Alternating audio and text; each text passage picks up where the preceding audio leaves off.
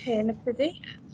Thank you all for joining us for our first webinars regarding UBO with the Ministry of Economy and Executive Office of AML. Mr. Saud Al-Mazrou'i and his Excellency is Abdullah Al-Fan Shamsi, and we can begin. Mr. Saud. Shukran.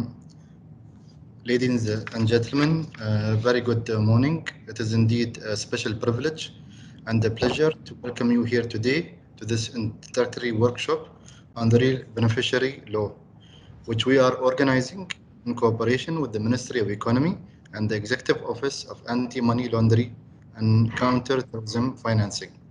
To further clarify the provisions of the Cabinet Resolution number 58 of 2020 regulating beneficiary owner procedures, I would like to take this opportunity to express my thanks and appreciation to the Ministry of Economy for its outstanding cooperation and distinguished role in organizing this event. I also thank all the investors in the Sharjah International Airport Free Zone and the Hamriyah Free Zone Authority for their interest and participation in this workshop that we are hosting in line with the keenness to protect investors and provide integrated and stimulating investment environment to boost their business. We have always been keen to provide investors with all forms of support and to help them fulfill their obligations perfectly across various economic sectors and remain partners in government efforts in the way to enhance and bolster the competitiveness of the country's economical environment. Wishing you a very successful meeting and fruitful discussion. Thank you very much.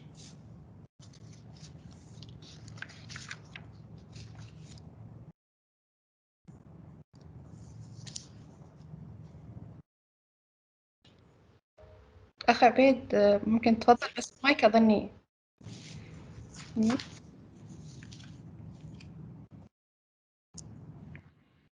شكرا. عندنا كلمة راح يلقيها بعد سعادة عبد الله الفن، يعني إذا تسمحون لنا. الله يحييك يا أبو سلطان. بسم الله الرحمن الرحيم. First of all, I would like to extend my thanks to Mr. Al-Mazrou'i for coordinating this workshop with us, and we would like to welcome you all to this workshop, which indeed will shed light by my colleagues to the system of the combating money laundering and the combating of financing of terrorism and the financing of illegal organizations. I'm sorry, I'll address my speech in Arabic. It was drafted actually in Arabic, so I'll shift to Arabic, inshallah. And I guess the entire workshop is going to be conducted in English in a later stage. السلام عليكم ورحمة الله وبركاته. إخواني الحضور، نرحب بكم في هذه الورشة اللي تسلط فيها الضوء على منظومة مواجهة غسل الأموال ومكافحة تمويل الإرهاب وتمويل التنظيمات غير المشروعة وتنظيم إجراءات المستفيد الحقيقي في دولة الإمارات العربية المتحدة وأهم الالتزامات الدولية والقوانين والقرارات المرتبطة بها وما يترتب عليها من التزامات على القطاعين العام والخاص، وجهود الوزارة بدعم من شركائها في هذا الصدد. في الواقع تواصل دولة الإمارات جهودها الحثيثة في مجال مكافحة جرائم غسل الأموال وتمويل الإرهاب في إطار التزامها بمعايير النزاهة والشفافية في مجال الرقابة المالية والتجارية والتصدي للممارسات المشبوهة وغير السليمة في أنشطة الأعمال. كما تسعى حكومة دولة الإمارات من خلال ذلك إلى تعزيز مكانتها كعنصر فعال في هذا المجتمع الدولي من خلال بذل الجهود التي تعزز من مستويات الامتثال في بيئة الأعمال بالدولة وبما يتماشى مع أفضل الممارسات الدولية ومتطلبات المرسوم بقانون اتحادي رقم 20 لسنة 2018، وهو المتعلق بمواجهة جرائم غسل الأموال ومكافحة تمويل الإرهاب وتمويل التنظيمات غير المشروعة، بما في ذلك لائحة التنفيذية والقرارات ذات الصلة وتحقيق الالتزام الكامل للدولة بالمعايير الدولية الصادرة من مجموعة العمل المالي فاتف. في هذا السياق نود أن نذكركم بأن دولة الإمارات قد بادرت في وضع التشريعات والقوانين واللوائح والقرارات ذات الصلة واستحداث المؤسسات واللجان الحكومية الاتحادية والمحلية المعنية بالإشراف والرقابة والتوعية والتفتيش وإنفاذ القانون، والتي كانت من ضمنها بطبيعة الحال وزارة الاقتصاد وشركائها من الجهات الرقابية وجهات إنفاذ القانون. فضلا عن ذلك تطرقت التشريعات إلى الأنظمة الإلكترونية وقواعد البيانات وتنظيماتها والقنوات الذكية التي تضمن تنفيذ الرقابة الحكومية وفق أفضل الممارسات الدولية المعتز بها، والتي تدعم فعالية التواصل والشراكة بين الحكومة والقطاع الخاص، وذلك من أجل إنشاء منظومة متكاملة لتحقيق هذا المستهدف الوطني. نود أن نلقي الضوء على المساحة التي تلعب فيها وزارة الاقتصاد في هذا المحور، فهي تلعب دورا محوريا في هذا الملف من خلال جهودها المتواصلة لتنفيذ الالتزامات الدولية المعنية بها دولة الإمارات في مجال مكافحة غسل الأموال وتمويل الإرهاب، وذلك عبر حث مجتمع الأعمال من القطاع الخاص على الامتثال للمتطلبات القانونية والإجراءات الخاصة بمكافحة غسل الأموال وتمويل الإرهاب، باعتبار هذا القطاع شريكاً استراتيجياً في تحقيق المستهدفات الوطنية وتعزيز مكانة الدولة عالمياً في ملف غسل الأموال. وتتركز جهود الوزارة في هذا الإطار على محورين أساسيين هما الرقابة والإشراف على قطاع الأعمال والمهن غير المالية المحددة، وتوفير البيانات الأساسية وبيانات المستفيد الحقيقي لجميع منشآت القطاع الخاص، حيث يأتي ذلك في سياق الموقف الحازم لدولة الإمارات وقيادتها الرشيدة في التصدي لجرائم غسل الأموال وتمويل الإرهاب. لقد استهدفت وزارة الاقتصاد ومنذ بداية هذا العام الجاري توفير البيانات الأساسية وبيانات المستفيد الحقيقي لمنشآت القطاع الخاص، وقد شددت الوزارة على أهمية الإجراءات المتبعة في هذا الإطار، والتي تسعى إلى دعم منظومة مكافحة غسل الأموال وتمويل الإرهاب في الدولة، وذلك من أجل توفير حماية أكبر من الجرائم المالية وغسل الأموال وتعزيز الثقة بالاقتصاد الوطني. وانطلاقا من هذا المبدأ ستواصل وزارة الاقتصاد وبمؤازرة من شركائها في هذا المجال في إنفاذ إجراءاتها لضمان الالتزام الكامل للقطاع الخاص في الدولة بإجراءات تحديد المستفيد الحقيقي واستيفاء وتسجيل البيانات الأساسية وبيانات المستفيد الحقيقي لدى جميع منشآت القطاع الخاص داخل الدولة، بما في ذلك المناطق الحرة غير المالية، والبالغ عددها الإجمالي حتى الآن 565 ألف منشأة. وحتى هذا التاريخ فقد تمكنت وزارة الاقتصاد وبجهود مشكورة وصادقة من شركائها ممثلة بجهات الترخيص في الدولة من تحقيق نسبة امتثال بلغت 93% من إجمالي المنشآت. وستواصل الوزارة الإجراءات بالتعاون مع الشركاء لاستيفاء بيانات المستفيد الحقيقي بنسبة 100% بحول الله من منشآت القطاع الخاص داخل الدولة وكذلك المناطق الحرة غير المالية. لقد عملت وزارة الاقتصاد أيضا على تحديث أنظمة الترخيص بالدولة لضمان استمرار تلقي وتحديث بيانات المستفيد الحقيقي من منشآت القطاع الخاص، حيث لا يمكن الترخيص لأي منشأة جديدة أو تجديد الترخيص أو حتى تعديله في المنشآت القائمة دون الحصول على بيانات المستفيد الحقيقي الخاصة بها. وتنطوي إجراءات توفير بيانات المستفيد الحقيقي المطلوبة من المنشآت على خطوات بسيطة، أهمها إنشاء سجل للمستفيد الحقيقي والشركاء أو المساهمين لدى تلك المنشأة والاحتفاظ بها لدى المنشأة، وإدراج بيانات هذا السجل في الأنظمة المخصصة لدى مسجلي الشركات عبر مواقعهم الرسمية، ونعني بذلك مسجلي الشركات جهات الترخيص. ونرى في وزارة الاقتصاد أنه من الضروري أن تتخذ هذه المنشآت خطوات كافية لضمان الشفافية والحصول على معلومات دقيقة ومحدثة بشأن المستفيد الحقيقي لتوفيرها للمسجل وحفظها في السجلات الخاصة بها بشكل دائم. وفي إطار دورها في عملية توفير بيانات المستفيد الحقيقي، تقوم وزارة الاقتصاد بتوفير البيانات الأساسية للأشخاص الاعتبارية وبيانات سجل المستفيد الحقيقي وسجل الشركاء أو المساهمين إلى الجهات المعنية في الدولة والمعنية بإنفاذ القانون وبما في ذلك الجهات الرقابية، وذلك عند الطلب. كما تقوم الوزارة بتقديم سبل التعاون الدولي بشأن البيانات الأساسية للشخص الاعتباري وبيانات سجل المستفيد الحقيقي وسجل الشركاء أو المساهمين. وكذلك تشرف الوزارة أيضا على جودة تنفيذ عمليات التعاون الدولي المستلمة من الدول الأخرى فيما يتعلق بطلبات الحصول على البيانات الأساسية للكيانات الاعتبارية والبيانات الخاصة بالمستفيد الحقيقي منها وطلبات التعاون الدولي.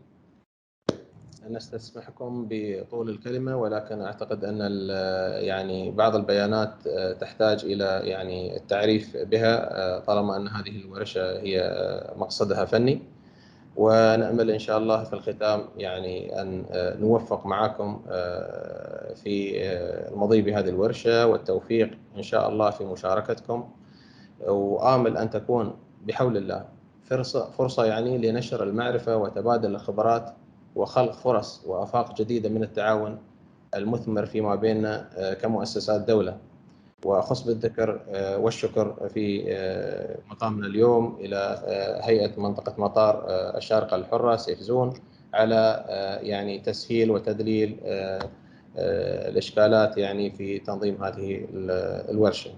نتمنى التوفيق للجميع وشكرا لكم، والسلام عليكم ورحمة الله وبركاته.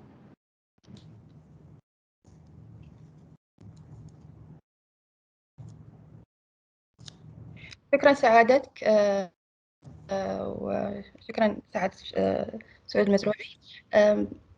Now, thank you, Your Excellencies. And now, Mrs. Fozia from the Executive Office, she will be starting the workshop. The workshop is in English, so we can start now. Thank you, Manal, and I hope my voice is clear. Thank you, Manal, and thank you, Your Excellency, for the introduction and the brief that you provide us. I will continue the presentation. I hope I will not take a long time. It's only introduction about the reason that UAE came to in regard to collect the BO data. As the Excellency said, today we are part of a global economy, and the beneficiary owner data need to be obtained with the registrar and with the entities itself. So in 2018 and 2019, UAE start to rate those legal entities risk in terms of their geographic activities. When we are saying geographic, that means the nationality, the extent of their activities also, if it's domestic or internationally, globally, type of product that they are offering, the channel that they are using to deliver their activities. So with the assessment, with let us say that with the result of the assessment, we came that UAE companies, especially which is the LLC companies that rate as a high risk, but not because it's not because those companies, let us say that, been a lot misused in illegal activity, but because of their vulnerabilities. They are having a lot of vulnerabilities, such as that today the transaction or the data that with the registrar is in 2018 it was less. There was no BO data, but today we are having the BO details with the registrar, and it's already verified also by them, by the registrar. So we mitigate those vulnerabilities that we are having in legal person. So based on that, we also did the subcommittee of the National Risk Assessment of UAE, they did also a lot of report regarding rating or assessment all those legal person. And the reason that today the legal person is important legitimate rules that they are playing or in the global economic system.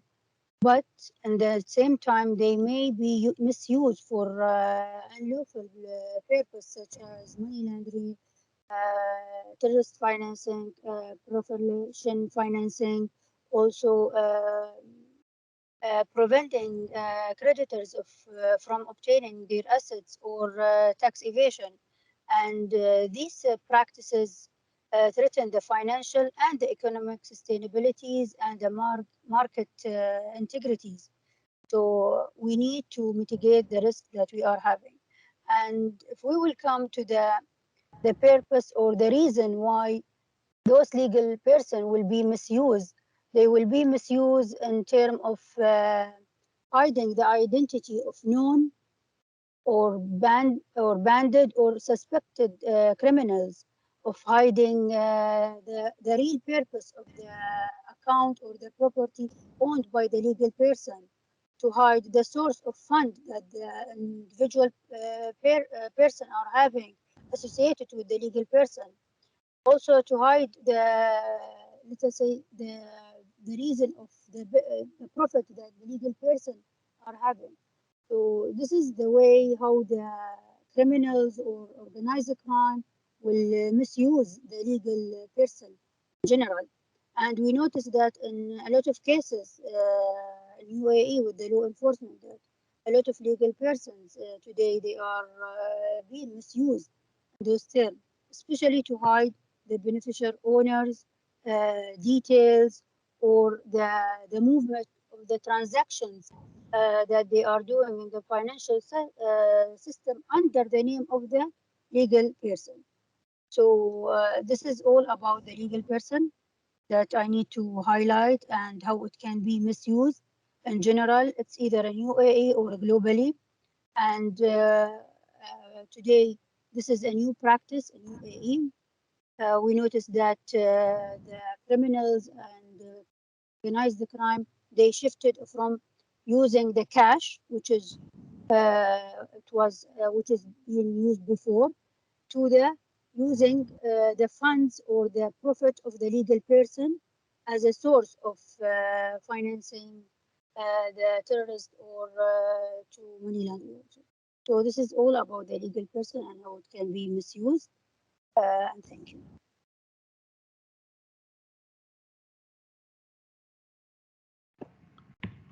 Thank you, Fawzia. Your Excellencies, esteemed attendees, thank you so much for good morning, and thank you so much for attending today's session, where we will be talking at this stage on the UBO regulation and the new enhancement of the UAE legislation that touch bases on the beneficial owner information. If you allow me to present the presentation, and let me know if it's clear and showing and if everyone can hear me. Today, or as you might be aware, the UAE have enhanced their legal framework when it comes to the beneficial owner information as a mitigation plan. And I would like to thank our colleague earlier who have shed lights on the risks that the UAE are facing, and especially when it comes to the misuse of the legal personalities in the country. The key points of the session that we will tackle today, it will be within 5 pillars: lightening the legal person and the scope of application of the cabinet resolution, the identification of the beneficiaries or the ultimate beneficial owners, data submission and transparency, notifications, and the data confidentiality, the role of the Ministry of Economy towards the national and international cooperation, administrative penalties, and the grievance to that. our first, or like we would begin, or where we started. Sorry to interrupt a bit. Sorry to interrupt a bit, but I can just read the comments here on the chat box. Some of the gentlemen here or the attendees are not able to hear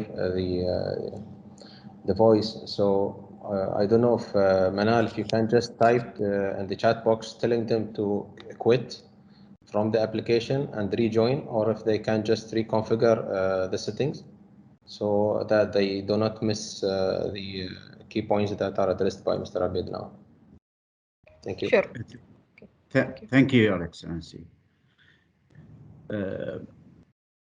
And to move forward, the UAE have issued the Cabinet Resolution 58 of 2020 regarding the regulation of the ultimate beneficial owner procedure, which shall be applied on all registrants, legal persons, whether being licensed or registered in the UAE.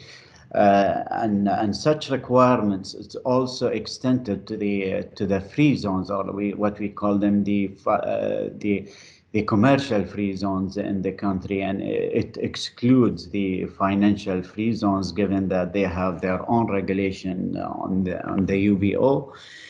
And as well, the federal and local government, they are exempted also from, or any of their subsidiary fully owned by them, they are exempted from the application of this cabinet resolution. As a start, and when it comes to the registration of a legal person, there are certain requirements need to be submitted by the registrants, or this the applicant to the registrar. And let's say it sits within two pillars. One pillar will be the basic information, and the second pillar will be the beneficial owner information that need to be submitted. When it comes to the basic information, it's pretty straightforward and simple, and I assume that all of you have been through this practice previously, which is providing the name of the establishment, its legal form, the article of association, the address of where the business will be conducted, or the registered address. And let's say if there are like within the ownership, any foreign entities that will be sitting as shareholders, then they would need to submit the documents relevant to that, including any supporting document as well. At sometimes it's going to be a memorandum of association, article of association, it all depends on the jurisdiction that you come from. And as well, you will need to provide in the application the name of the senior management, board of directors, and their identification records to the registrar. And to move forward from that first slide, or that first pillar of the basic information, it's important to note that that no registration shall take place with any name that have been registered previously, or have any of those misleading names, and that will be always up to discretion of the registrar themselves to identify what are the misleading names. And to move forward, the legal person at all times, or this licensed entity, or whomever is registered or registrants, they should never use any name other than their registered names, and it shall always be followed by their legal type, such as, let's say, X LLC, and through all their communication, letterheads, whatever the tools is used to ensure that you are communicating with your clients accurately and in a lawful way. Also, the legal person must have an address in the UAE at all times, where all correspondence notification are sent to them, either from their clients or even the registrars when it's required. And to come up to the second pillar of our presentation today, it is the identification of the ultimate beneficial owner, the data that need to be submitted, and the transparency surrounding that. To identify the UBO, generally, the ultimate beneficial owner or beneficial owner is the natural person who owns or controls 25% of the entity, whether directly or indirectly.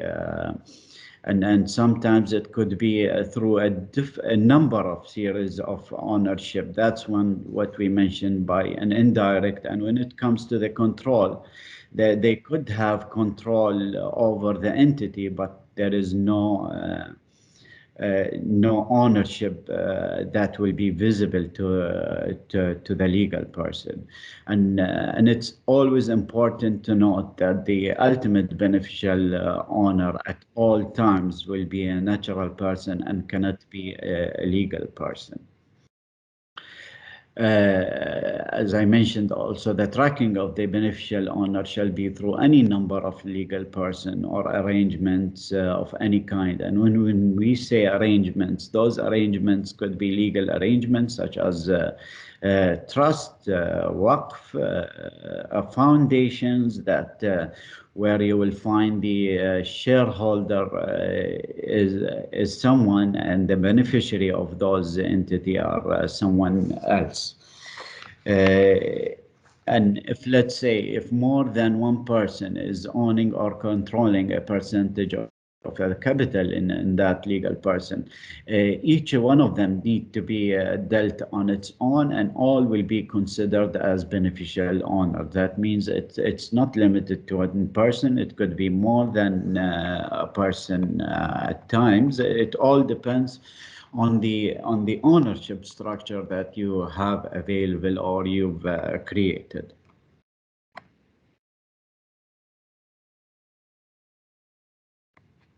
Moving forward, and let's say what I've mentioned before, if you identified that you are unable to find a natural person owning within that entity, whether directly or indirectly, then you will need to identify the person who is the natural person who is controlling this legal person, and whether also directly or indirectly or through any other means, such as it could be at certain stages agreements, power of attorney, or any of that sort. And let's say if you ended up with all these percentage being below that 25 threshold, then it might be impossible also to reach to that natural person either owning or controlling 25%. Then the senior management of this legal person will be considered the UBO, as they will have a great control over this establishment on whatever type of business it conducted, and it's dealing with a financial institution or whomever. When it comes to the details or the UBO record, let's say, and the types of details that must be kept, first of all, we need to understand and highlight that the legal person need to establish a BO register at the registered office, and they need to ensure that such a register is kept up to date and include sufficient information as per the cabinet resolution of 58, where it set out all the required data that need to be included in such a register. And also this register will not be also, or the registers will not be limited to the beneficial owner register. Another register will need to be created, such as the shareholder or the partners register. When it comes to the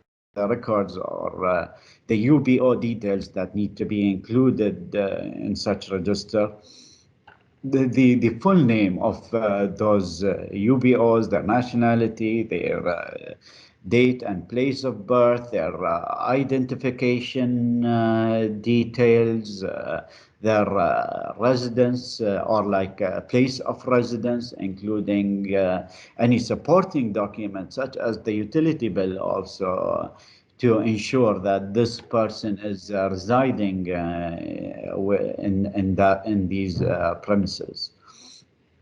As well, the basis of how this person became the UBO of this legal person, including any supporting document, as we mentioned earlier. It could be agreements, it could be resolution issued by different stakeholders, and also through those ownership where you identified that this person is controlling or owning this entity. And as well, this register need to include the details of the UBO that ceased to be a UBO from that legal person through any changes that or amendments that will take place going forward.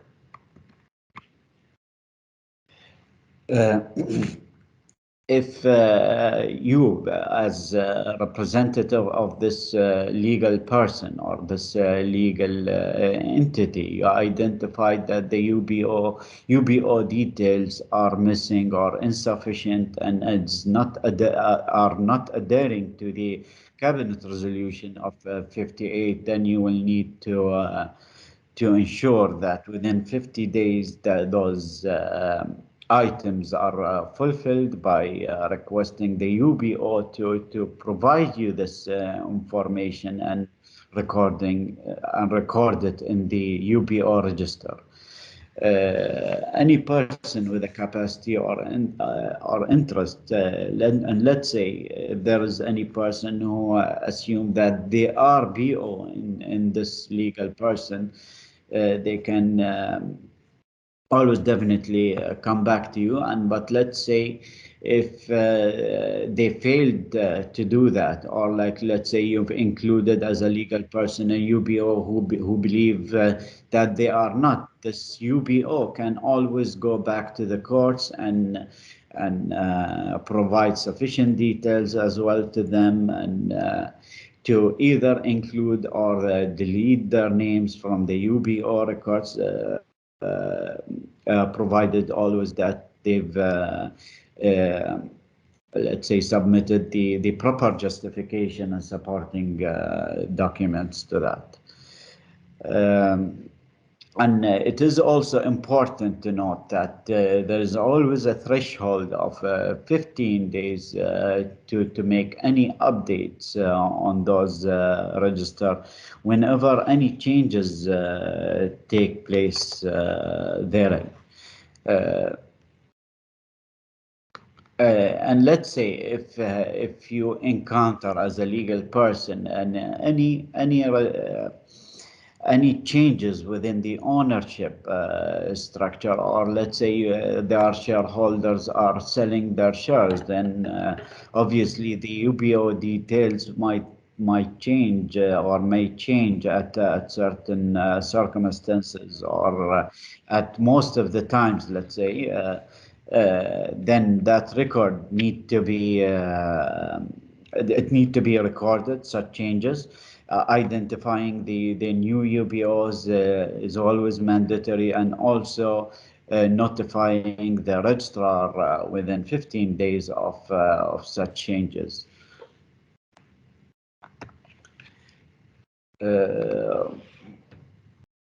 Moving forward, when it comes to the transparency and the notification, a legal person must take reasonable measures to obtain and maintain appropriate, accurate, and up-to-date details about their UBOs, the how to identify that natural person, and definitely there are some exceptions when it comes to the listed entities, and This legal person will need to ensure that the stock market or exchange apply a proper disclosure measure where you can identify the shareholder, the beneficiary, and whomever the directors of those listed entities through their any means available from them, let's say by submitting an email to them to get those information, or like to visit their website and ensure those information is available,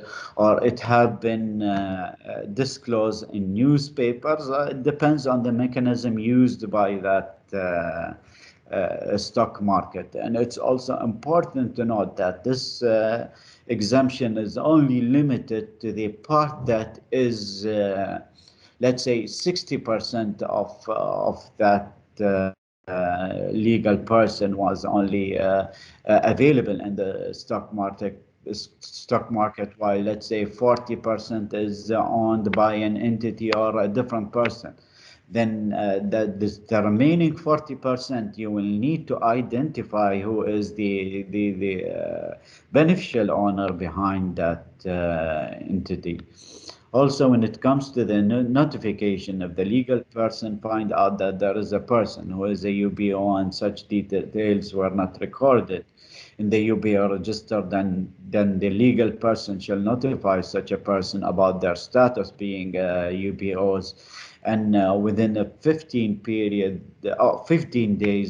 period, if that lapsed, definitely, then you will not need to record this person in your UBO register, and as well notify the registrar of such changes, as you are mandated to keep this register up to date, and also notify the registrar.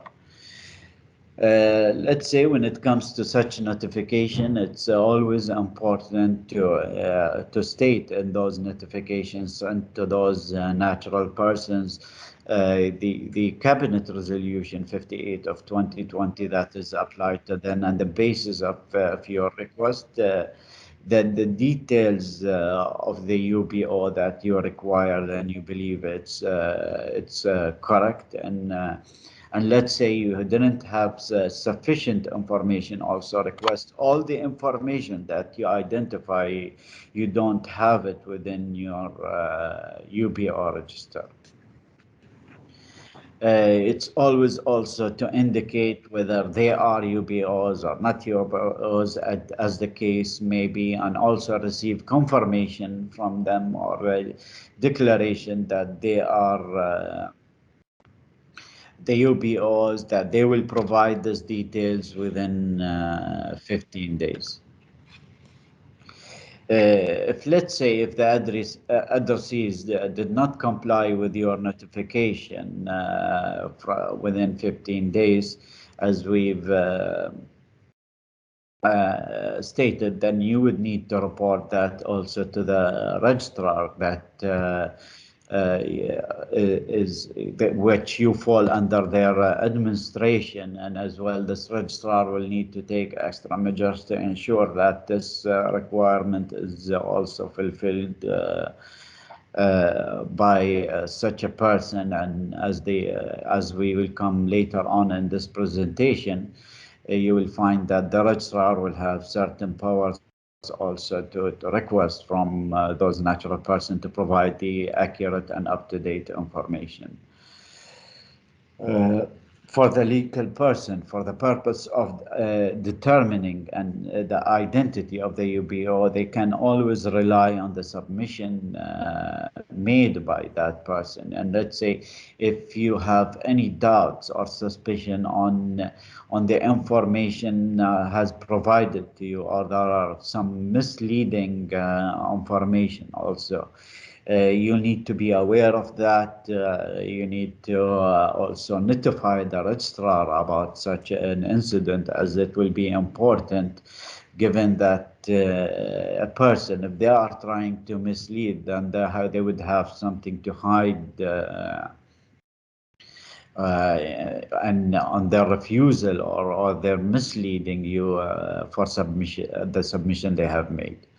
And it's also important to note that there will be nominee directors or nominee shareholders sitting behind or like appointed by the UBOs to run their business. And let's say there are some cases here in the UAE when it comes to the nominee directors, they will reach out to the corporate service providers to appoint those nominee directors or members or manager, whatever the case may be. Or at certain instances, they will reach out to the law firms as well to appoint such a person. And at all times, you will need to record those details. Also, and, as a legal person, you will be mandated to request for also the type of agreements to identify the relationship between the UBO and those nominees. And when it comes to the nominee shareholders لا أبو also خالد نعم والأخبار طيبة الحمد لله. ممكن تحط والله نفسك على الميوت لو مستفيد سمحت. حقيقي. When it comes to the nominee لا shareholders, ورشة محمد أحمد رشود لو سمحت تحط نفسك على الميوت. When it comes to the nominee shareholders, it comes in different forms. It could be as well informal at certain times, and you are under obligation also to identify those person. Let's say if at certain times there are certain type of LLC or sole establishment which is owned by a person, and that person is only getting a fee by the end of the year, while the person who is fully controlling this entity by an agreement or by a power of attorney is someone else, then you will need to identify that natural person who've nominated those person through any type of agreement. And given that the legal person sits there and their management at all times have more visibility than the registrar, they will be more aware of who is controlling that entity and will be in a better position to identify if there are nominees there or not. Going forward, the nominees, let's say being the management, and at all times also they are under obligation to inform you as a legal person that they are coming on behalf of a person. If they were, let's say, the directors of those entities and appointed by a natural person to conduct or like to run the business of this entity, then they are under obligation also to notify you with that, and as well to notify any changes that will take place within, and this notification shall not exceed that 15 days.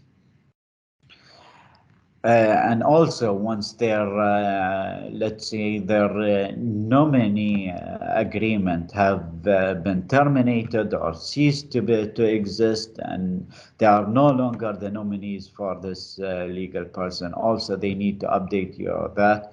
And on other hand, you will always need to update the registrar also of such changes, or any amendments also will take place or changes within the data that you really hold. It is also important to note that you being as a legal person, you will always need to provide your basic information and UBO information to the public. Let's say if you are dealing with a bank or whomever, but they need to request that from you. And if there is a relation between you and any person or legal personality, and also you would have to ask them also on these details, and as well you will need as a legal person to provide it to that person if, let's say, they've requested it. You shall not at all times refrain from providing these information, especially to the persons of relevance. registrar notices. Now, when it comes to the role of the registrar, a legal person or any other person who has a data or document related to the UBO or the nominees, shall attend any request that is received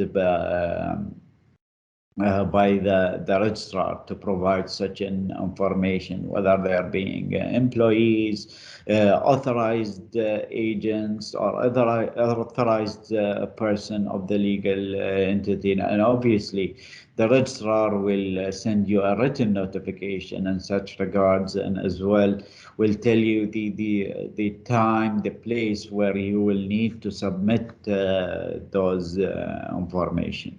As this information, sometimes if it's not up to date, or let's say the registrar did not have that information there, it will be time crucial or time sensitive, and they would need to provide it within the assigned timelines by the registrar.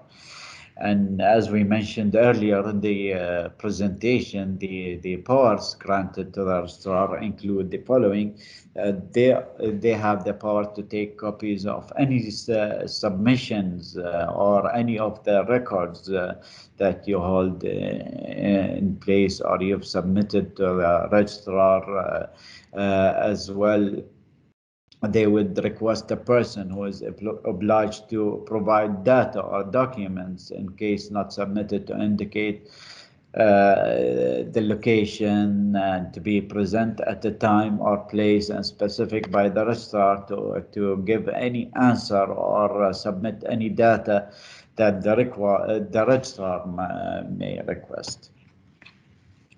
And when it comes to the data protection or the data confidentiality of any submission that have made by you or held by that legal person, the ministry and the registrar are prohibited from disclosing this data, or the basic data, or the data of the UBO or records or whatever is available to any person, unless they've obtained that consent from you, obviously. However, there will be certain basic information which is available in the National Economic Registry, which we call the NER, and it's just basic, the name of the entity and sometimes the manager, the location of that entity. Basically, it will be the basic information of that entity, their activities, their status, their legal form, and so forth.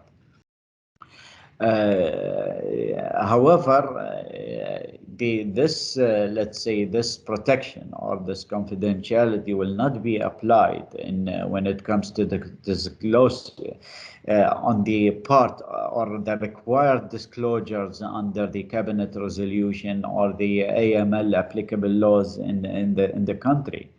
And you should always know and understand that if your information was shared, was only for the purpose of an investigation that is related to a crime being committed. Other than that, no one have that power to share this information with anybody. And as I mentioned, what is stipulated by the laws, the state active, and let's say if there are any international agreements also, which is relevant to any anti-money laundering or combating terrorism financing regime or application or treaties that are signed between the countries, they will also provide those information, provided always that they have to go through the appropriate channels, such as which is not limited to the Ministry of Justice. And there are protocols also in sharing those information and ensuring that they only disclose the part that is required for that investigation. They would also need to see that there is an actual purpose taking place and criminal activity.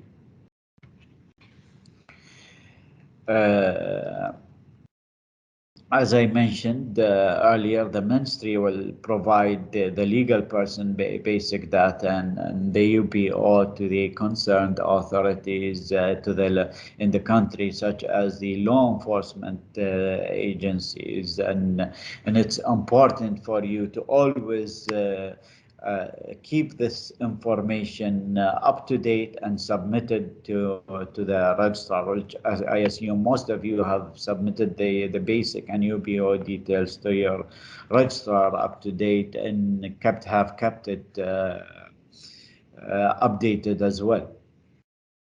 And when it comes to also, as I mentioned earlier, the ministry shall provide means of international cooperation. I told you as through the appropriate channels in the country, whether it's the Ministry of Foreign Affairs or the Ministry of Justice, the Financial Intelligence Unit. There are different platforms where this information will be used to prevent a crime or the money laundering of taking place.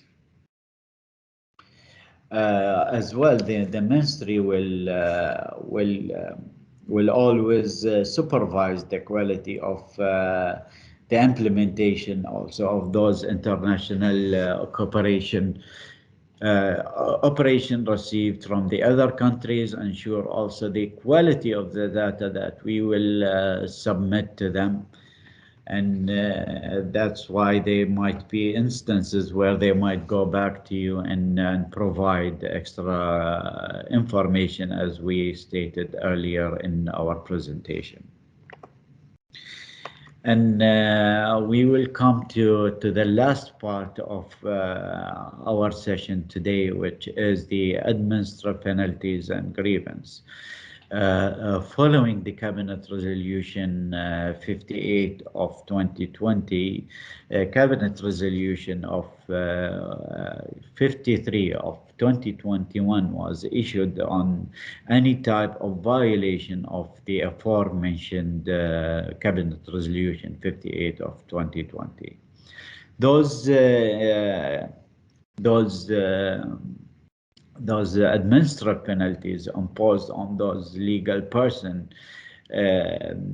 are subject to appeal if it's legit. There is a committee also is formed by each registrar to attend any appeals if that person or legal person find that these administrative penalties were not imposed on them inaccurately or not in accordance with the applicable laws, then they always can appeal to that, and they have a 30 days window to appeal to that administrative penalty.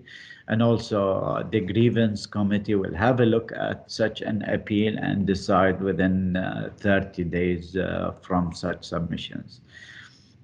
And it's important to note also those the cabinet resolution have different or around 13 different administrative penalties, and let's say it is within the subject of the UBO details, keeping it up to date, holding the register, the submission to the registrar, and also include the basic information registrar and whether it has sufficient information or not, and so forth.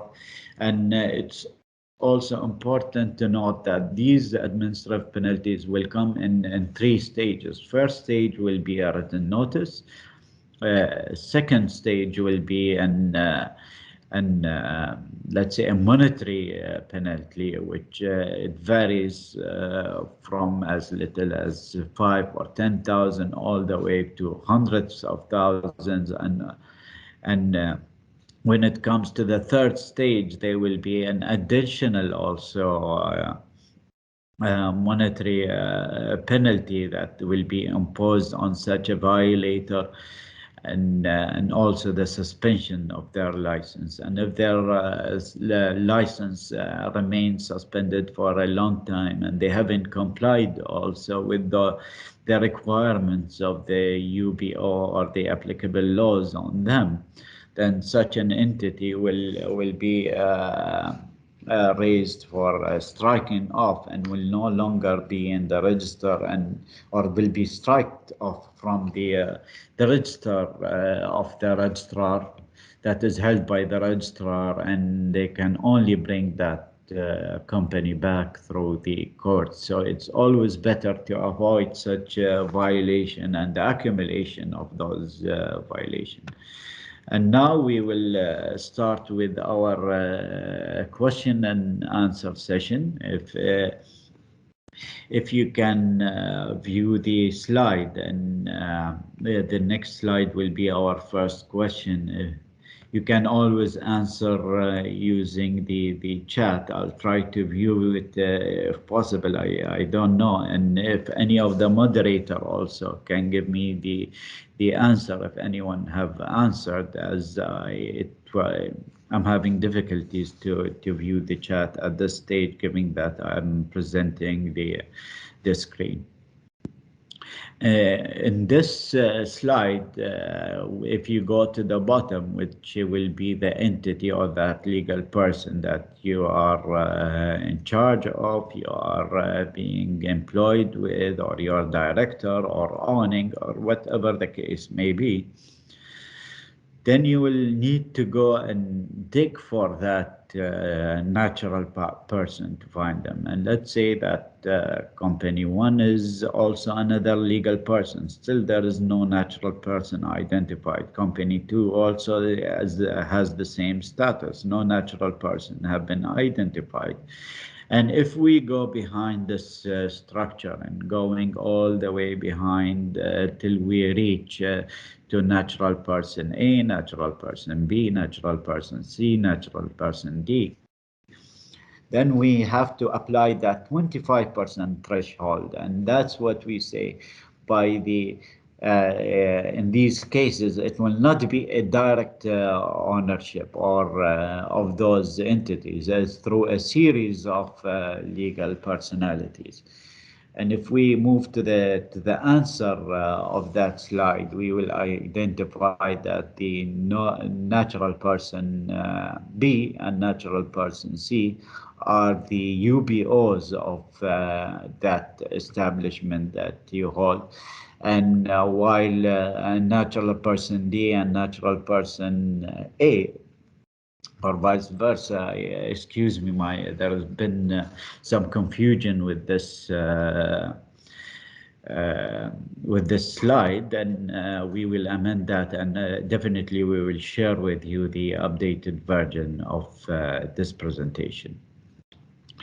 And as we stated, because the natural person A and natural person D, they did not reach that 25%, they are not considered as the UBO, and another natural person were identified who hold 25% or 30% of that legal person within the jurisdiction. And that's how we come up with the natural person sitting behind the company. Moving forward to the next slide, on question 2, let's say. Excuse me a bit. I think the slide is a freeze. If you just refresh the slide, because it's viewing. Yeah. Is it? Did it move on to Q2? No, it is a slide 16. Oh. How about now?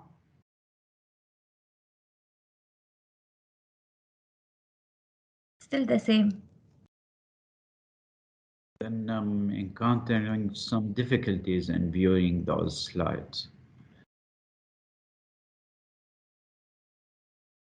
How about now? I think you need PowerPoint presentation, and then I think Manal and Hamda, do you see the slide of question 1? Still the same. It did not change. All right. Allow me just... أظني أبو سلطان اطلع وادخل مرة ثانية أفضل في إيه نعم اللي بسوي. شكرا سعادتك.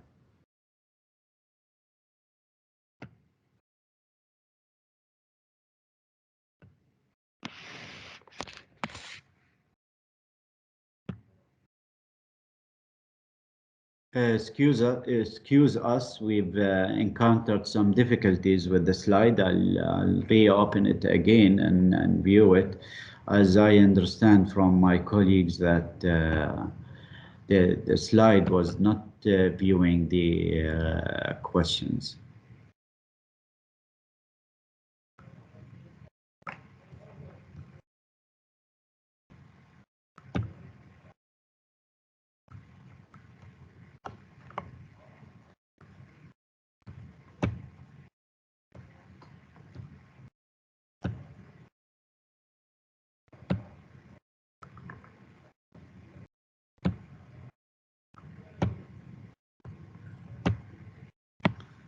How about now?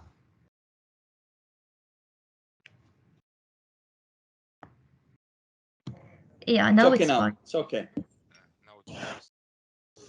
As I mentioned today, through this structure, you will be able to identify who are the natural persons sitting behind the legal person you administer or you own. And there where we will need to get the ownership structure and see it and understand it, and you need to make extra due diligence also to reach to those natural person. It's I find it straightforward and easy. It's just like you would need to go through the percentage who owns who till you reach that natural person. When it comes to this slide, you will find that we have 4 different natural persons identified that owns that company that you, as an investor, or like you administer, or you're in charge of being employed with, or as a compliance officer within that entity, or whomever your or whatever your capacity would be. And to identify that percentage is simple. By multiplying the percentages, you will be able to reach that threshold of 25%, or if above, then that is a UBO. If it's less, then they are not considered. They are UBOs, but the threshold available in the cabinet resolution is 25%. However, but let's say if in this same example, let's say, did it move on to the answers, just to confirm? Yes, I can see it's moving. Yeah, there is some, just like I've referred to them in the previous slide as a natural person, and this one was a normal person. Just I apologize for that. And here you will identify the percentages reached, and I've highlighted them in green, being the UBOs, and in red that they've not reached that 25% threshold. However, let's say I don't have that example, but I want to elaborate even more. At some times, that natural person A would be same as that natural person D. So let's say they're both are A in that stage. Then you will need to add that percentages, those percentages together to reach, let's say, and it will be 25. Then they will be captured as also an indirect ownership of those, or like an indirect control and ownership of that entity, given that they've reached that threshold of 25%. Moving on to the second question, And this is pretty much a straightforward and a simple structure where you will find Salim is the natural person owning 70% of that entity, and the 30% is owned by Company One, and Company One is owned 80% by John and Company Two. And here, if you cannot identify any relevance, let's say if Salim also will hold any percentage in Company Two, then you will need to add it up to the 70% and to look for the answer. You will see that John did not really reach that threshold and was only 24% owning in that entity, and therefore he is not a UBO or did not reach the UBO threshold. And as we said, given that John will not have any relevance to Company Two and its ownership that will increase his ownership, then it should be disregarded. And obviously Salim is the natural person also owning 70% of that entity. In this question 3, it's a bit of a complex structure, not in terms of ownership. However, given that there are agreements in place there, and when it comes to Noor owning 50%, that's one natural person identified, more than 25%. And then when it comes to Company One, we have Khalid there, and Khalid there have an agreement, let's say, with Kumar, and Khalid is just sitting there as a nominee. Actually, he is not really having any control over that entity, and he's just being a nominee shareholder by Kumar through the agreements, power of attorney, or what type of that agreement, trust deed, by way of a foundation, whatever the case would be. Wait, sorry to disturb you again. The question is not moving again. I think we reached which slide? You've reached, I am in Q3. No, we are still in A1. Did it move to Q2? No. All right, allow me again to close them. And I believe that I need to repeat question 2 as well.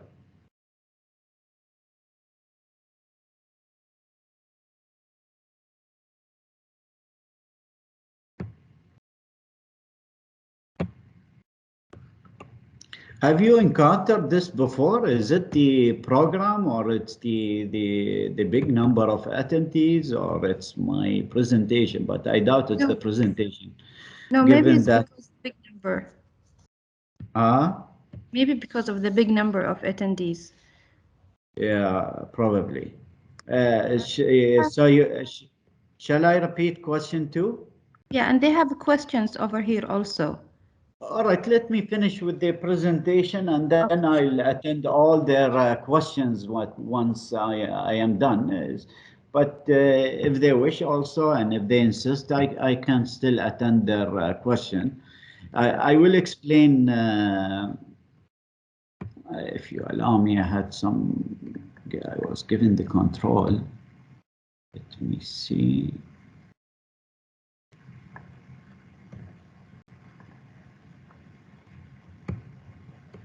Is question 2 viewable? No, it is in question 3. Oh.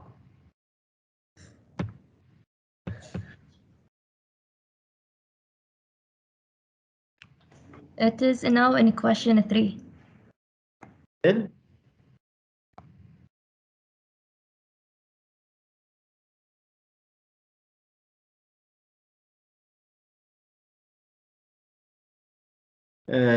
shall I send it to you, Manal, and you'll try to view it from your end? excuse us, esteemed attendees.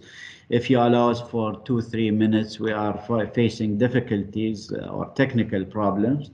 And in the meantime, by the time I send it to Manal and Hamda, and they can review it from their end, and then I can also address your question from the chat right away. Okay, sure. I'll wait for it.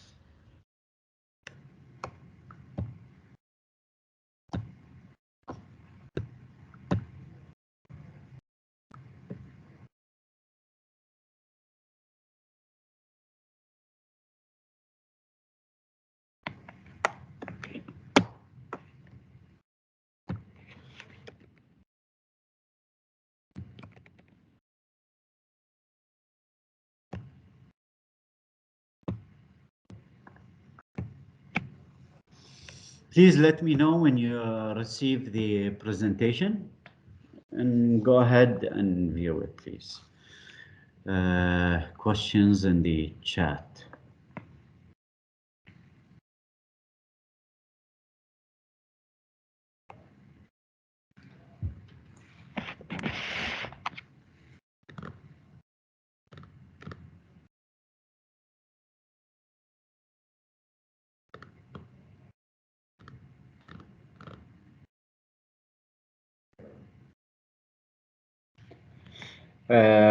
Fahim, this is the question I've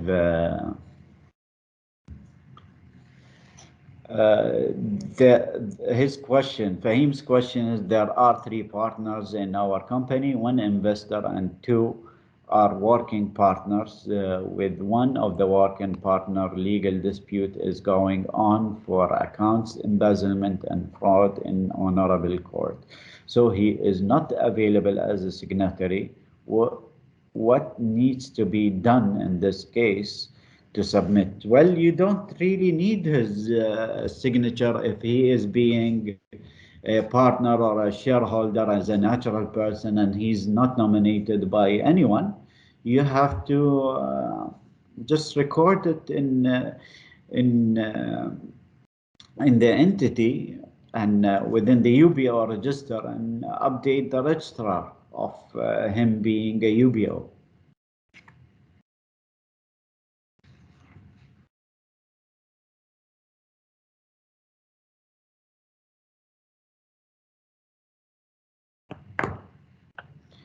I have question 3 also viewing. If you can go back to question 2, please. That's question 1.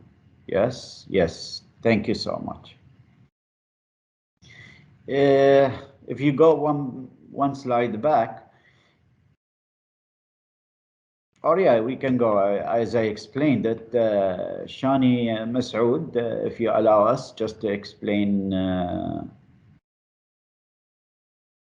No, you don't have to submit the UBO every year. I think it's good to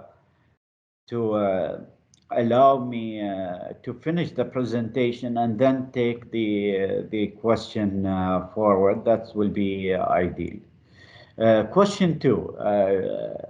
Let's say when it comes to Salim and Company 1 being the shareholders of the company, Salim is by default the 70% natural person owning that entity, and there is no form of nominee. And Company 1, let's say we have John and Company 2. And let's say if there is no relevance between John and Company 2, and there is no ownership by a way of, there is no relationship by a way of ownership or even control in Company 2 between John and Company 2, then by default we have to calculate first whether that 30% and the 80% will reach that threshold. And if you calculate that the 80% of the 30%, you will always reach to the 24%, which is below the threshold, and John will not be recorded as BO. If you move to the next slide, please. answer 2 here, where it will show the green is the natural person and the UBO as which you need to record, and the 24% have not reached that threshold, and unless, as I told you, there will be some sort of a control or ownership indirectly through any forms in between John and company 2. Or probably sometimes in some cases you will find it between John and Salim as well, where Salim would be a nominee. So as the case may be, it will vary. If you move forward to Q3, please. Thank you so much. When it comes to this company, you will find we have Noor as a natural person owning 50%, and we have company 100% owned by Khalid. However, there is an agreement between Khalid and Kamar. And in this case, now I can attend actually your answers. If you want, you can write the answer in the chat box below, and I can see it. If you can go ahead, I'll give you a minute for that. And that's how I'm gonna conduct my coming questions.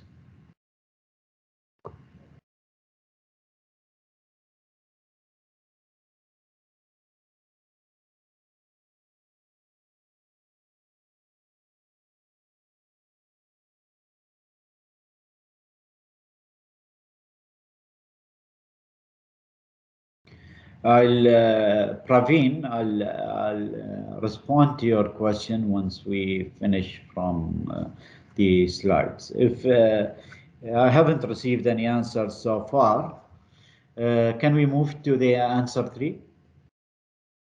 Here, where you will see that Noor is the 50% natural person owning the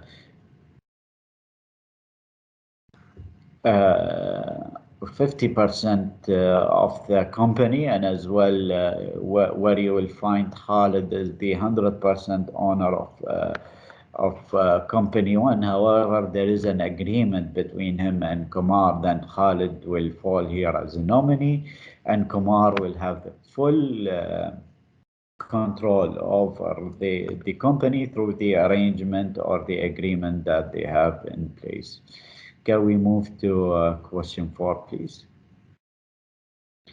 Here it's a pretty simple, straightforward agreement, and you have Ali, Basim, Hamdi, and Miriam are all natural person owning by a certain percentage in company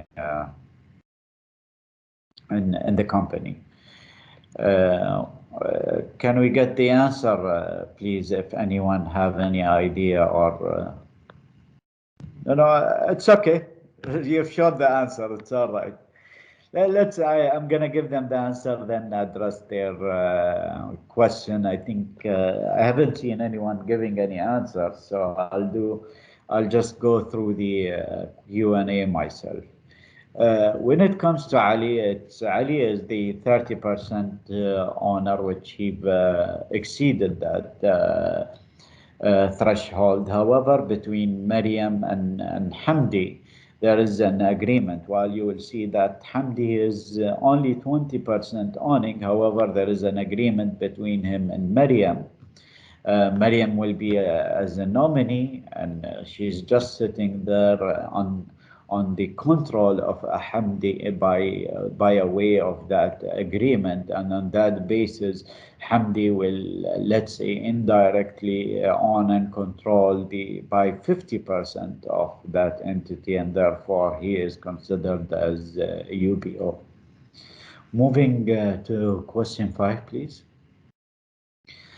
Here we will come to the example where we've stated earlier in the presentation about the entities listed in the stock market. And if we come to that 50% which is listed in the stock market, and given that that market have a proper disclosure regime and is acceptable, and you do identify those people behind such structure, you should disregard it because it's exempted to that extent. However, you will need to document the name of that stock market, the details of the market itself.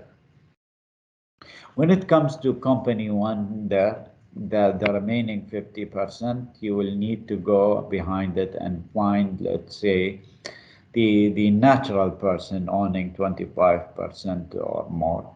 In this case, you will find Yahya is right away reached the threshold of 25%, and he is deemed to be the UBO. And when it comes to Murad, he is only 50%, and it's even lower than that threshold, given that company two only owns 50% of company one, and company one also owns 50% of the company, and it goes below that threshold, provided always that company three have no relevance between Murad or Yahya, and let's say it have different UBOs as well, you will not need to capture those UBOs.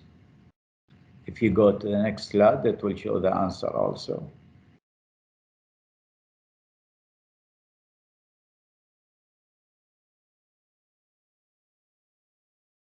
Did you move to the Q4, 5?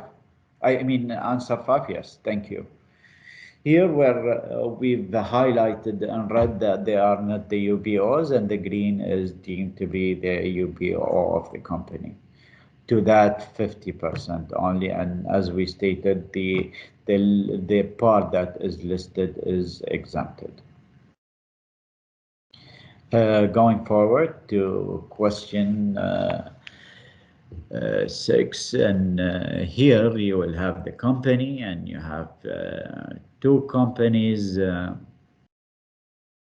owned by different companies as well, and there where we have to do the multiplication or identify the natural person being Jack, Saeed, and Hassan, and then to do that calculation, and you will find that Jack is, I believe, would be 10%, I think,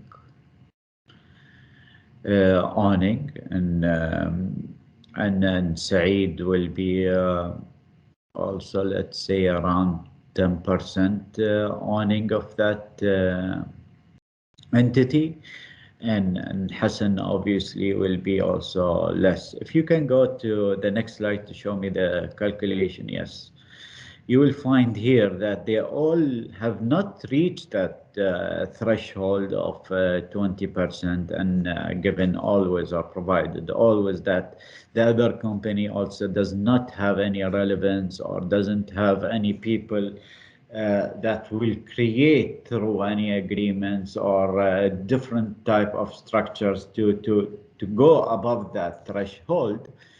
And then in this stage, it will always be the senior management who is controlling the company will be deemed as the UBO. If we go to the next slide. Yes, and that's how you identify it. At this stage, I think we've reached to the end of our Q&A session, and now I'll be attending your questions.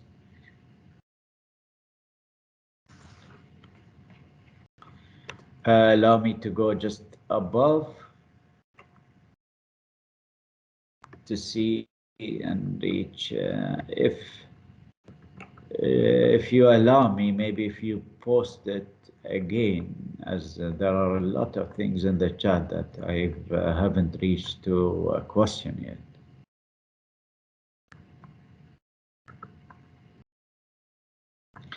Fahim, there are 3 partners in our company. One is an investor. As I stated earlier, they need to document and submit to the registrar all those UBOs, whether they are being signatory or not.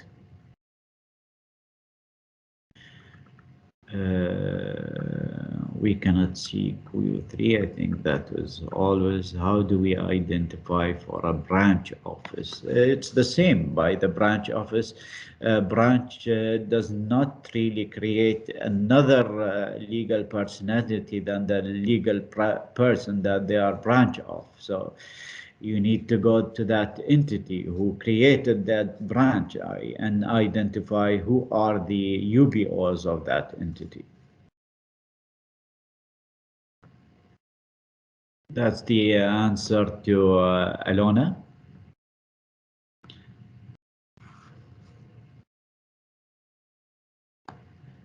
Three shareholders with 24%, 13 and 13 shares who will be considered as UBO. Kartika, excuse me if I pronounce your name inaccurately. I apologize for that, Kartika. In this case, as we stated in question 6, I believe, and its answer where you cannot really reach to the threshold percentage, and there is no relevance through a nomination or an indirect control or ownership, then the senior management of that entity will be considered as the UBO. It always need to be a natural person. It's important to note that.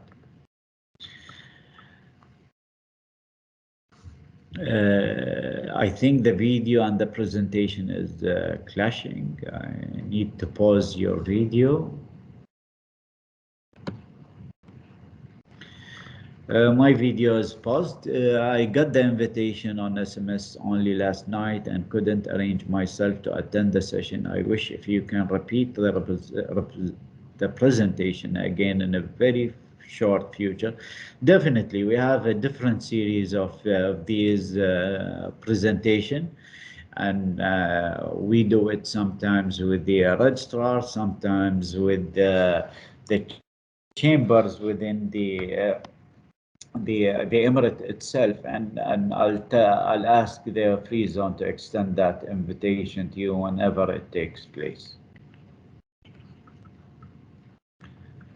I've answered Fahim's question. Do we to submit UBO every year? Imran Munir, no, you don't have to submit it. You have to make the updates within 15 days if any changes took place. However, there are some registrar which require a confirmation statement that all the details are accurate and up to date from the legal person themselves. So it all depends on the requirement of your registrar. It's not like submitting it every year, but you can confirm that it's all the same and nothing have changed. Yes, please finish the present. And Ranjita, I didn't then answer the question. Ranjita, I haven't seen your questions. We have Praveen. We have a subsidiary company in safe zone, and it's 100% owned by parent company. In the trade license, also owners mentioned as company name, not an individual. Also, none of the shareholder of the having more than 5% share in this scenario. What we are supposed to do, since no one having 25%, as I go back to question and answer 6, where I addressed this matter, and if all of them are below that 25% and there is no control or ownership through any of those individuals, then the senior management will, or that person who sits in the senior management, who have the right to appoint and also to appoint or remove any of the directors, then that person will be deemed as the UBO of the entity. We submitted UBO a few months back already. Do we need to submit it again, Rahina? No, you don't have to. you've submitted it already. A4 case is not clear if Hamdi is a nominee of Maryam or Maryam is a nominee of Valerie. It's Hamdi have nominated Maryam. It could be. See, you will need to dig. It's just an example, and in this case, it's Hamdi nominated Maryam through the agreement just to sit there as a shareholder, nominee shareholder, and then they would have that to have that 50% control, and also to surpass that threshold of 25%. So it's your obligation to identify that kind of an arrangement, and given that you have more view than the registrar on those, you will be able to identify that type of agreement or who is really controlling and owning the entity as a natural person.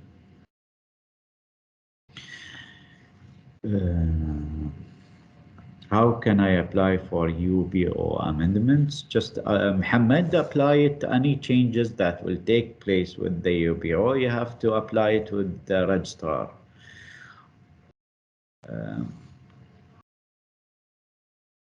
Then you have to go to DMCC if you are registered with DMCC, Mohammed. If with DED, then you will have to go to DED wherever your registration is or license has been issued. You need to go back to your registrar.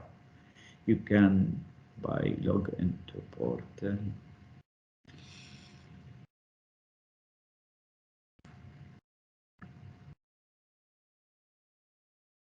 Thank you, Valerie and Praveen. We submitted UBO some months back, but the status showing pending. Then go back to your registrar, Praveen, and probably address any concern you would have to them and why your status is still remaining as pending. You only have to submit it once, and you don't, Tawfiq, you only have to submit it once. If there are no changes, then as I mentioned earlier, if the registrar wish, they will ask for a confirmation statement from your entity that there are no changes in the shareholders or in the UBOs or any of your structure.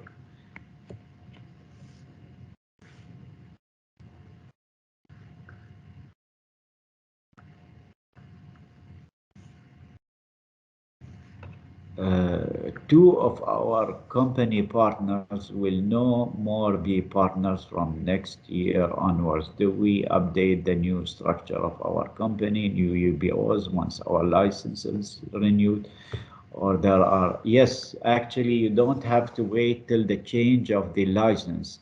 You have 15 days to update the registrar with any changes in the shareholders and the UBOs, and passing this date might will make you liable to an administrative penalty. So it's always good to do it within 15 days to avoid any administrative penalties.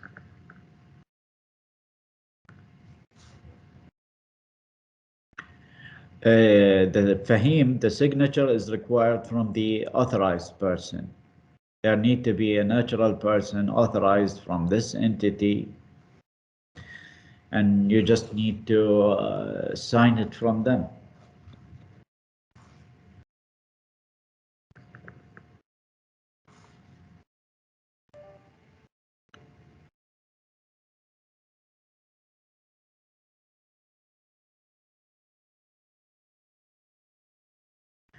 I am an investor from India, NG Pillai. I'm sorry, it's this. I cannot really answer your question. This is a UBO presentation or session, and I do not accommodate any type of question. Probably you will need to address it to whomever issued that visa to you.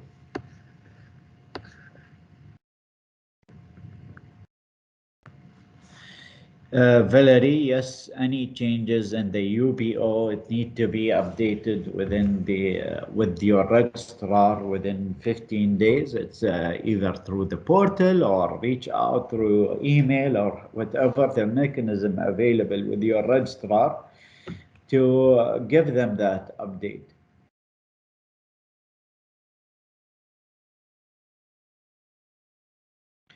Actually, yes, it's there is no exemption actually. Even if the company incorporated after the 30th of June, actually before incorporation, they would need to submit the UBO details to the registrar. Thus, changes only in the documentary details like new passport or falls into the need to submit amendments in the UBO submissions. Yes, you need to keep the information up to date, or at least Joanne, in the you will need to document that in the company, in the UBO register or shareholder register that you hold within your registered office. That it need to be done within 15 days. That you have an obligation to ensure that, let's say, any of your UBOs or shareholders, their identification have come to an expiry, you need to inform them of that and provide you any updates in such regard. You became aware that they've changed their residence, also you have to do that. Company and one person both have 50% share. So who is the natural person and legal person? Gopi,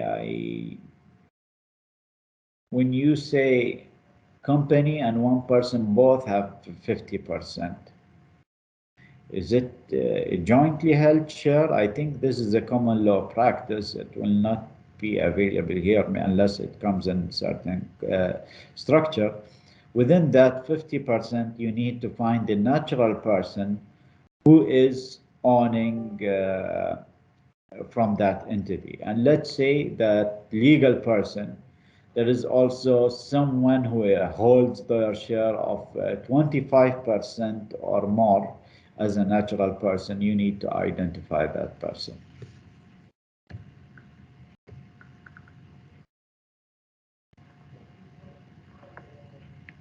So we do not need to submit UBO again and only for amendments for UBO case. Yes, if you've submitted the UBO already details to the registrar and these details are sufficient and in accordance with the cabinet resolution, you don't have to do anything anymore unless there are any changes that would take place.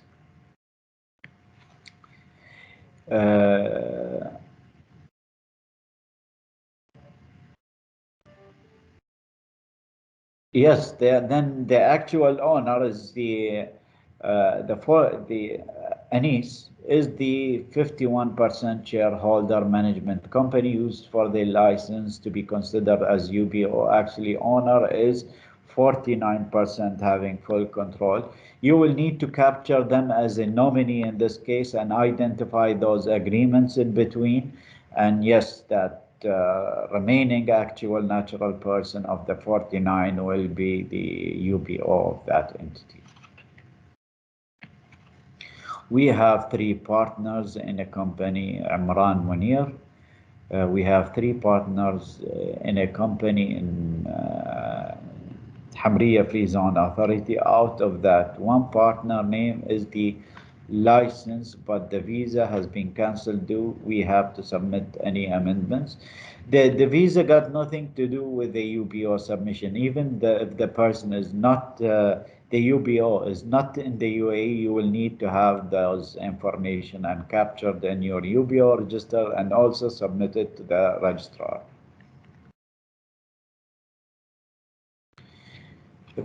If there is no change as we submit for the branch and mainland company months back, we don't have to update anything. I've answered that, Mujahid. No update is required if no changes have taken place. Family company 8% plus 20% wife.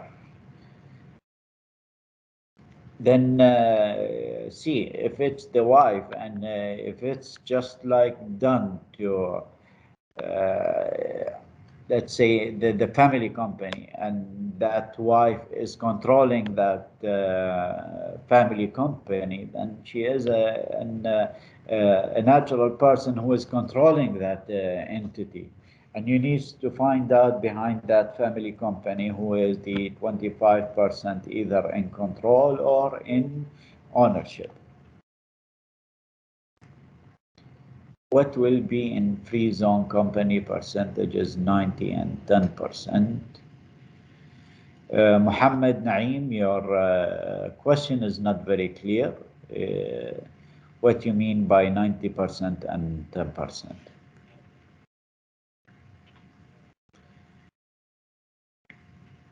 Shall I need to change the structure?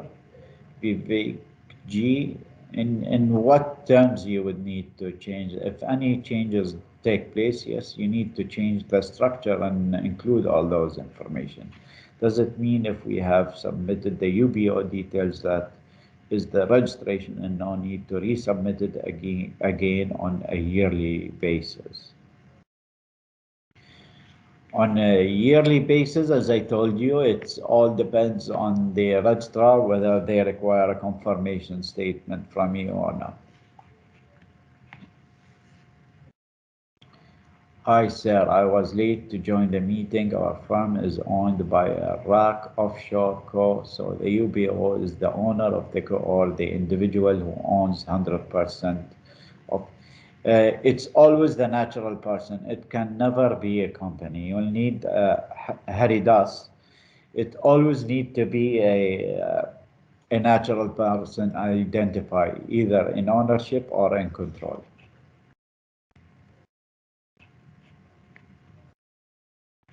Ranjita, it all depends on the answering the question. We've concluded our part of the presentation, and we are attending the questions that are raised by the audience. Alona, what could be the possible reason to request for correction in UBO records? Alona, the possible reason is you need to align it with the requirements of the cabinet resolution. So if there are any differences, if there are discrepancies, if any information is missing, then you have to request for correction. Is it required to submit UBO form every year? That's I answered. Mujahid, we also submitted the UBO on Safe Zone portal some months back, and there is nothing in our submitted request. What is the deadline to submit? The deadline have passed on the submission, and probably would need to be fined by now, Praveen. How are we going to know if the data that we have submitted is correct and approved? Do we receive a confirmation from the registrar? Alona, no, you do not generally receive a confirmation from the registrar. If the registrar finds that the data is insufficient, they will go back to you. You would need to be, as a legal person, to ensure to submit the accurate and correct data to the registrar.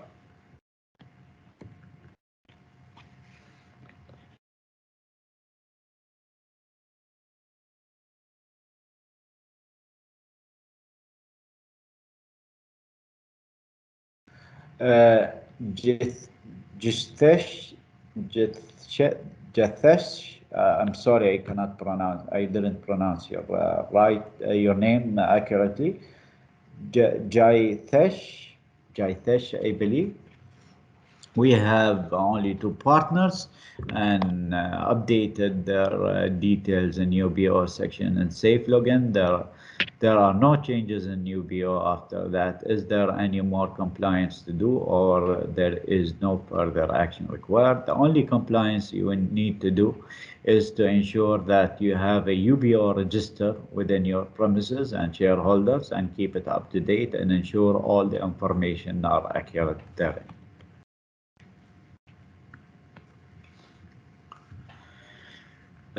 Martin, is it required to submit for every year? No, if there are only when changes take place.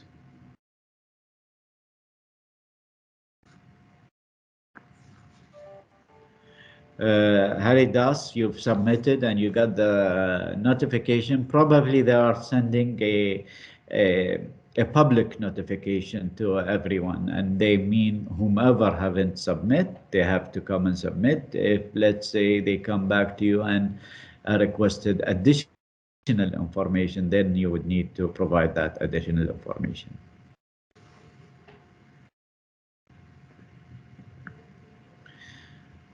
How am I able to view the status of my application of UBO? This will be answered by check with your registrar on that status. Alona. Ryan Shan, when will be the deadline for the deadline have passed and the administrative penalties have been issued. Unfortunately, months back the deadline have passed. And as legal person, they should have adhered to the requirement of the cabinet resolution from the date it was gazetted and it comes in force. It's an obligation of the legal person, especially if it's gazetted, then all the audiences need to be aware of any laws that are applicable or legislation that are applicable on them. What is the consequence for failure to submit of UBO? You will receive a warning, Ryan. You will, no, that's another 1, 2, 2, 4, 3, 4, 5, 6, 9, 8 as a number, I think, no. Yeah, it's Ryan. What is the consequence for failure of submission of UBO? You will be liable to administrative penalties, which varies from the written warnings, monetary fines, suspension of the license, and if that remains, then strike off of the entity.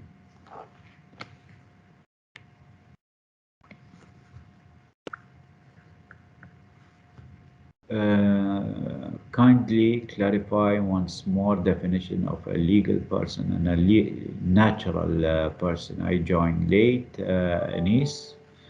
Anis, the UBO, let's say, the definition of a UBO is the natural person who either owns or controls 25% of the entity. That's in whether directly or indirectly. That's in brief the definition of a UBO. To be clear, Sir Joan, for the new EID and passport, if they renew it, I just need to update the register we have in the company and no need to update in the DED. Same structure still. Actually, you have to update the DED as well.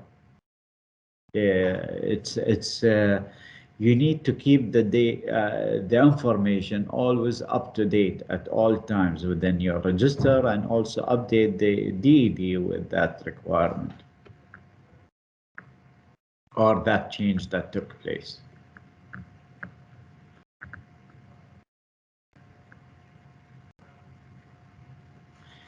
Will the UBO details submitted to Safe Zone be sufficient? So their Safe Zone will need to verify this information, and once they've done their verification process on your submissions and they've seen that it's have been fulfilled in accordance with the Cabinet Resolution 58 of 2020, then yes, definitely there will not be any additional things you would need to do because you have fulfilled it, and it will be sufficient unless they come back to you and request for additional information.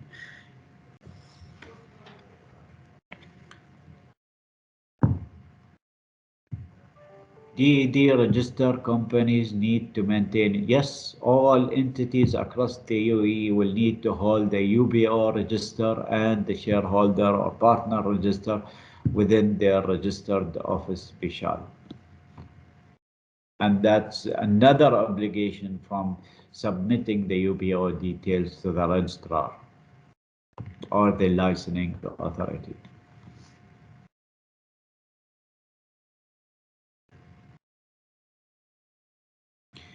Ryan Shan, who can see the UBO information? UBO information that is submitted to the registrar is actually is protected and will only be used in investigations and so forth, and international cooperation when it comes to criminal matters. Other than that, no one is privileged to see those information. However, to answer your question, Rayar, you will need to provide this information to your banks, to your competent authorities, and the public once they've requested from you, especially if you are doing any dealings with them. And they need to request it from you as a ministry or the registrar. They will not generally provide it. They will not provide the UBO details to the public.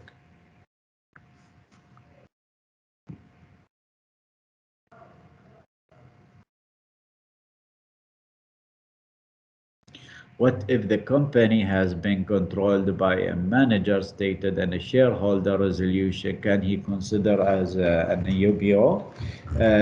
Charito is must. In this case, let's say sometimes the shareholders, 4 or 5 of them being natural person, they see that they need to appoint a person and give him certain powers. Unless he's not receiving any dividends, any extra controls than the day-to-day management, then he will not be considered as a UBO, given that he is following the instruction of the shareholders of those entities, or could be as a nominee of a director and so forth. It all depends on the nature of that relation. If those shareholders are just sitting there with no control or no even they have nothing got to do, they just like were there, they would be considered as a nominee, and he will be the UBO to that company by a control, given that there will be agreements in between them. And sometimes could not be any agreement. It's like, let's say, an informal nominee.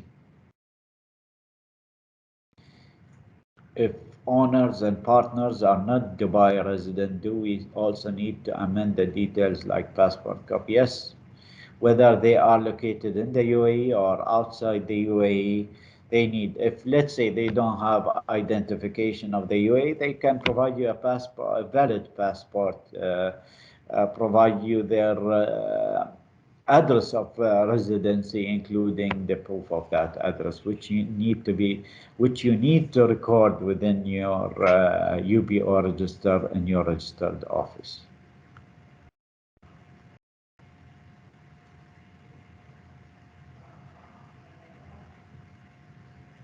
My PRO requests me to join. He cannot understand. I am safety officer of Silat Marine Ramil.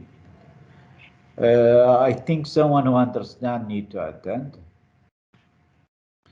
Kartika, hi. Is there any provision to maintain a hard copy of the register of the shareholder or UBO on the registered office? Soft copies will be sufficient. It doesn't need to be in a paper form. It could be in any means you see fit, or however your entity would like to hold such information.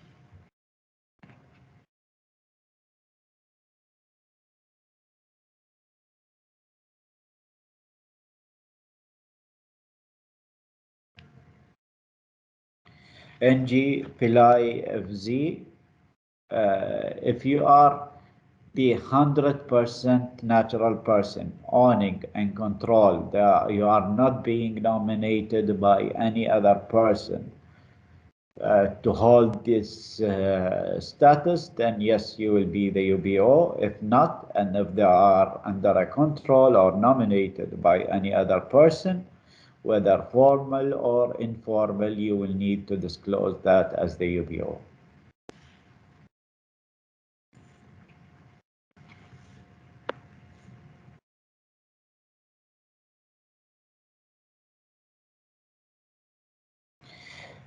Saeed, UBO details submitted last year for an FZ. This month that FZ has been terminated, liquidated. The liquidator will need to hold those information for up to 5 years, and before also the termination and liquidation, such information need to be submitted to the registrar as well. And given after the termination or liquidation, it will not take any updates. So those UBOs need to be kept with the liquidator and registrar for a period of 5 years.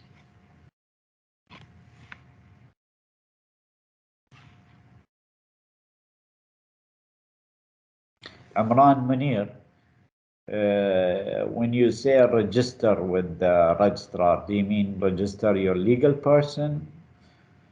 But if you just submitted the UBO, then you will already be a registered or licensed person with the registrar.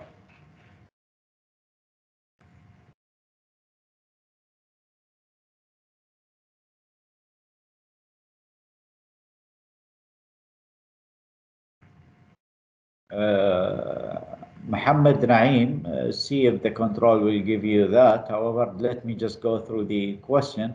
If you repeat your question, I'll address it for you.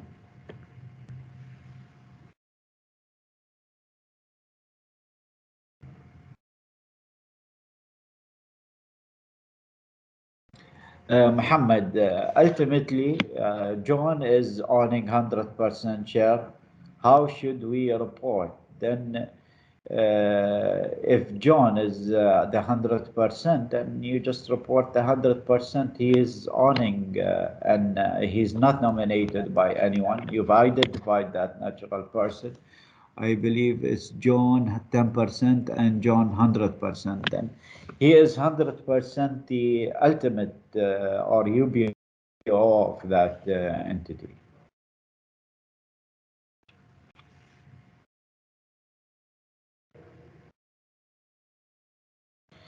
Kathrika, I've answered your question earlier. If the registrar did not get back to you with extra details, that means your submission is deemed to be approved.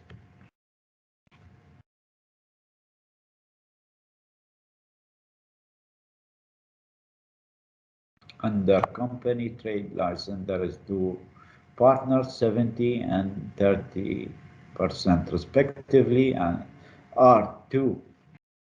Yes, they are all above the 25%. J, Ramal foodstuff industry.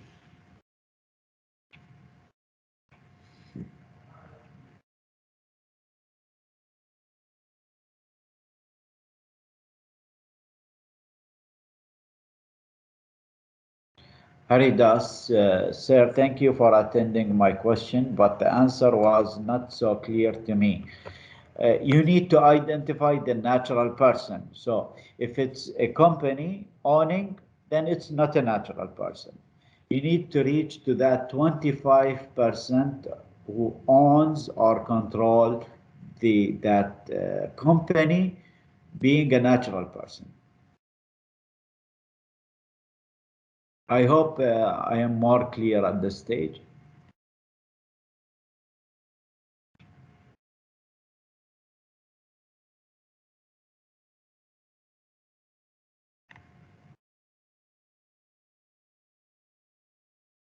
No hard copies need to be kept. It could be in soft copies or any digital format.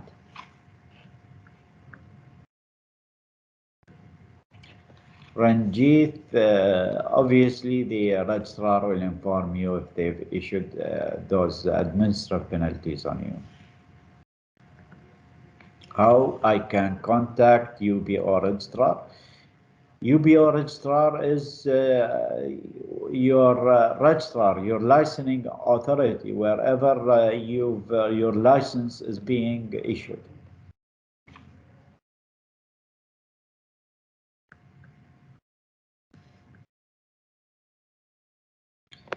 Catherine, to clarify, our company has 3 partners with 55, 25, and 20%.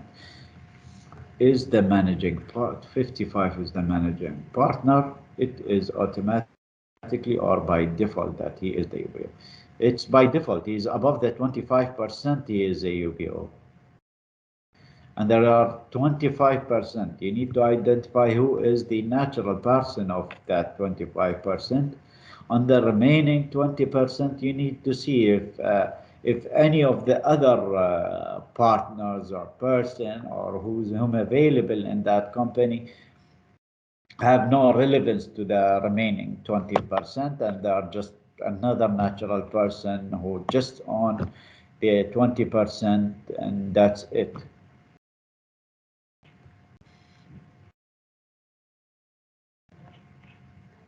Praveen, probably through your investor portal.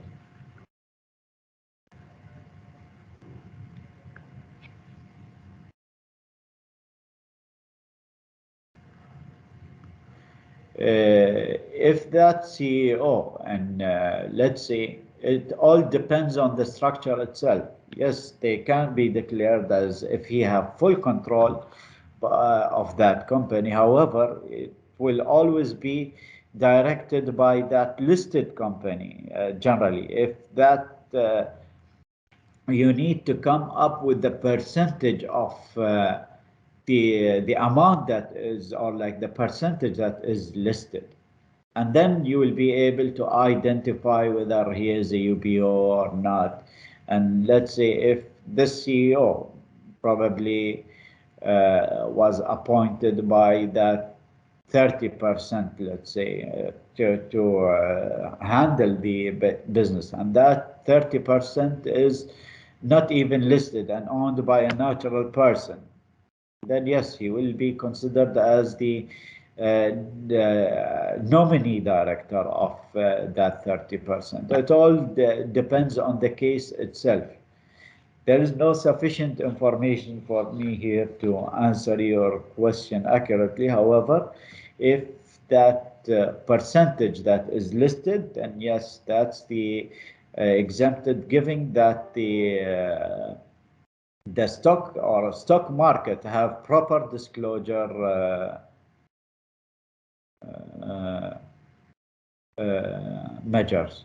Amish Mehta, who is a legal person, is the establishment. That's a legal person. It's a company. A company generally, that's what they are referred to, Amish.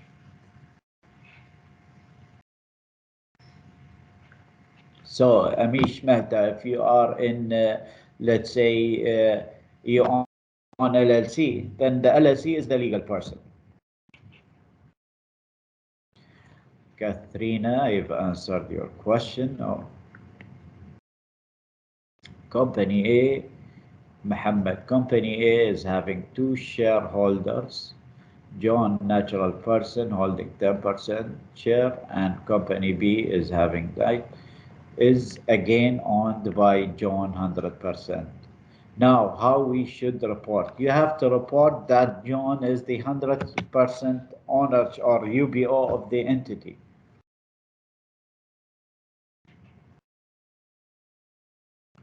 Dear sir, for subsidiary of, I answered that, we have submitted it to receive soon.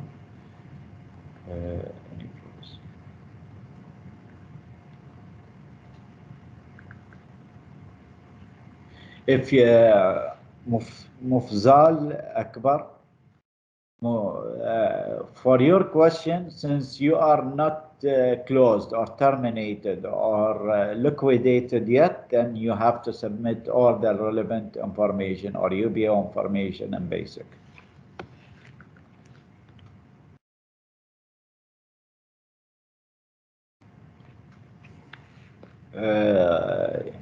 Well, we haven't had the chance to make this meeting before the deadline, and there were guidance, notification, emails, and it's been all around the social media to adhere to the Cabinet Resolution 58 of 2020, and that was from last year. So it is the obligation of a legal person to follow the applicable legislation.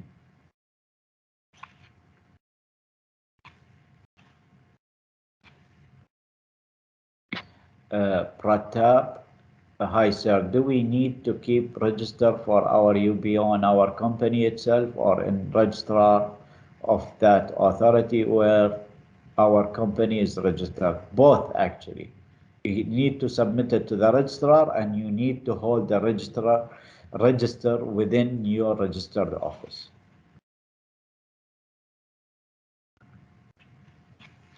Any chance there that the natural person and legal person are the same? No, a legal person is always an entity. It cannot be a natural person. And a natural person is myself. Unless I am owning that legal person, then yes, they could be the same.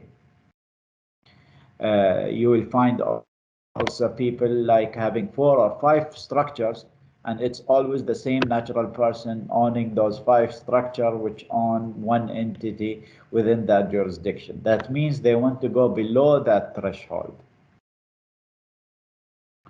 Is there any customer service email ID to whom we can contact regarding clarification, Shyam? Yes, by the register, you need to reach out to your registrars. And as well, I don't know if the email address have been uploaded in the, I think it is available also at the Ministry of Economy. If you log in there and you will find a hotline, I believe, and an email address that you can reach out to and get any clarification you would need further.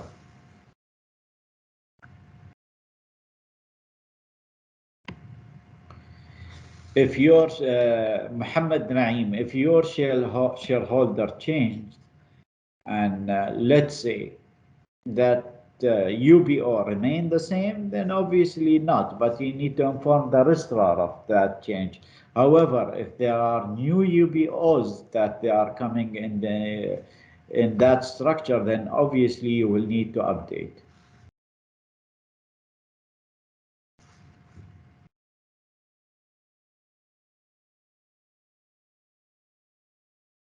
Fahim, I answered your question more than once.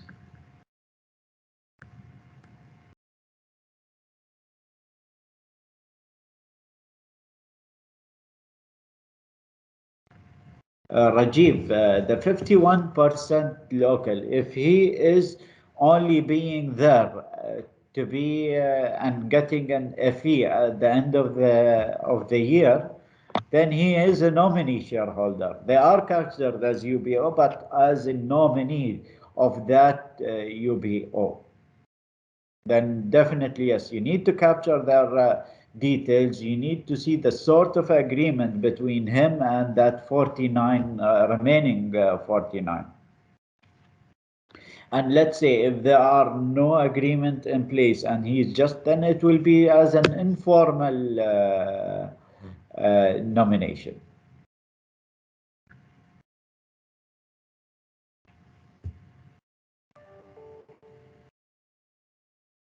Do we need to update details on UBO paper regarding this partner, Fahim? Register, yes, you need to update your register and registrar. Register is in the place of your premises, whether it's in a paper format or digital format, it's okay.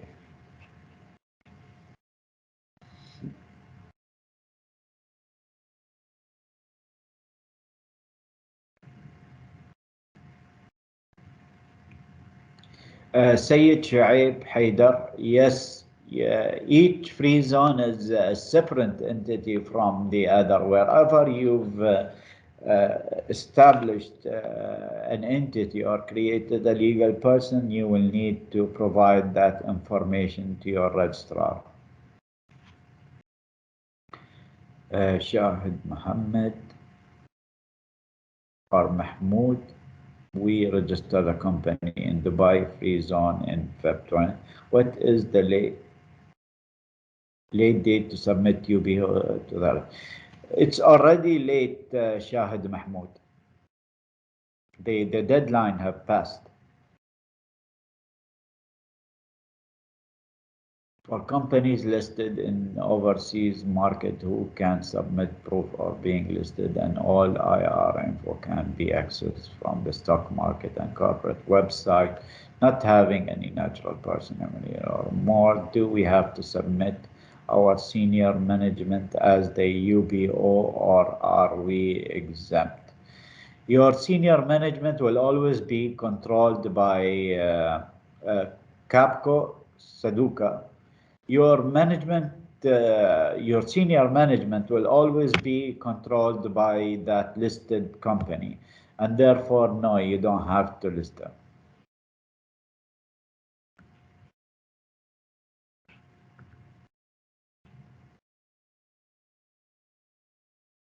As I believe there will be documentation, unless that person have a control over that entity, let's say, and he is to an extent can take decision for up to 25% and more without going back to that listed entity, then yes, you will need to capture him.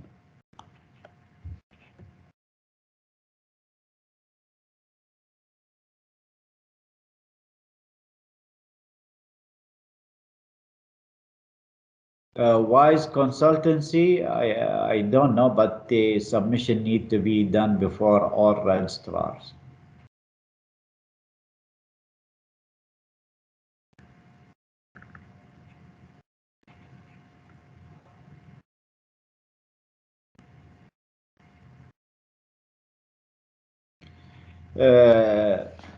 Further requirements, your question is very wild. I cannot really address it. Your best course is to go back to the Cabinet Resolution 58 of 2020 and see its requirements. It's available in English and Arabic over most of the registrar websites I serve. Both owners do not have UAE visa. Can they still be the BO or the manager of the company? No, whether they have a UAE visa, whether they, Mylene, whether they are residents in the UAE or not, or even they haven't never been to the UAE, if they are captured within that 25% threshold of a natural person, yes, yeah, they will be the UBOs of that entity.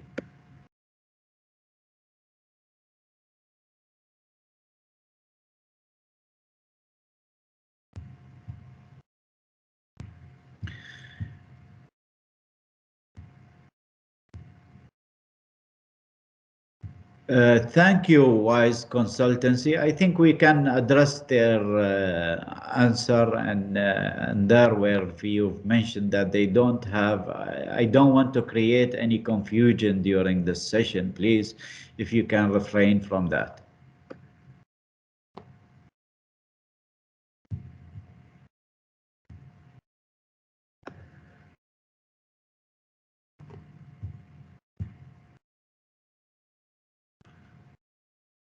We have submitted the UBO through, do we have to submit anywhere else? No.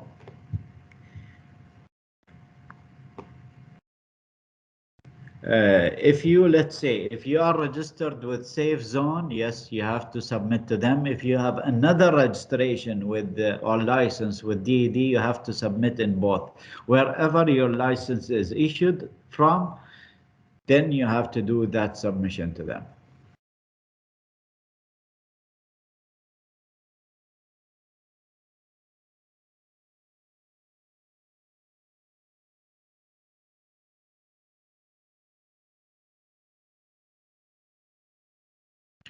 You need to list and provide all the UBOs, Joanne. Let's say if you have 2 people or 3 people above the 25%, you have to provide the declaration or declare those 3 people. If let's say company A and company B are owned by the same person, then yes, that one declaration because it's the same person.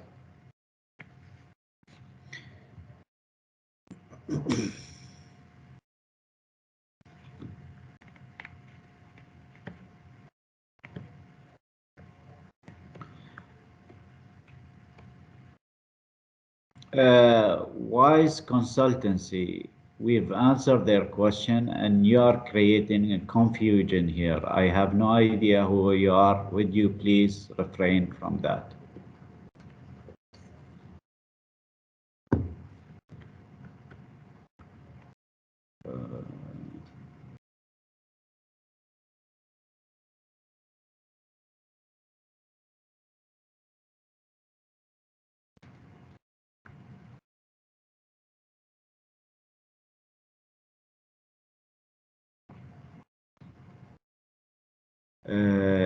Pani Kumar, hi sir, in the portal, where can we find the filed UBO form and any confirmation will be received, confirmation of accepting of PO form since not able to find.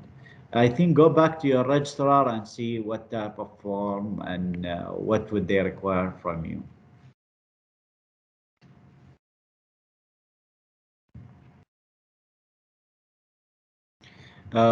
Which are the sectors required to be registered under UBO because we are issued the license under service? All sectors, no one is exempted unless you are a government or a wholly owned government entity.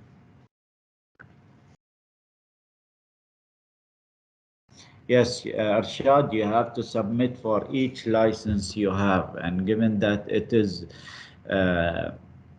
in different authorities, you need to submit it with each authority.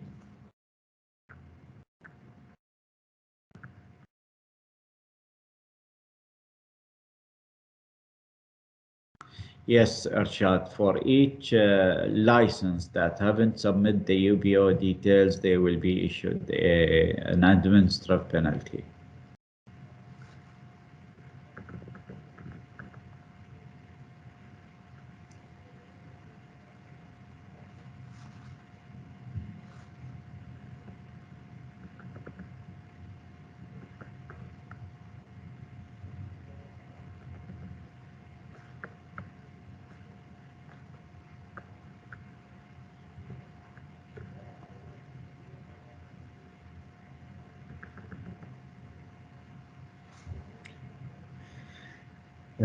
If we have filed the UBO declaration already through Safe Zone, and do we need to do any? No.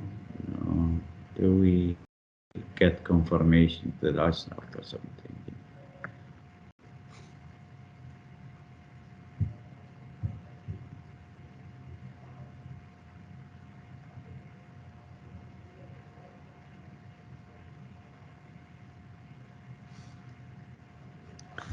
Shyam, when it comes to that 33% and the restriction on that third partner, you would need to go back to a law firm to find your way how to do that remotely.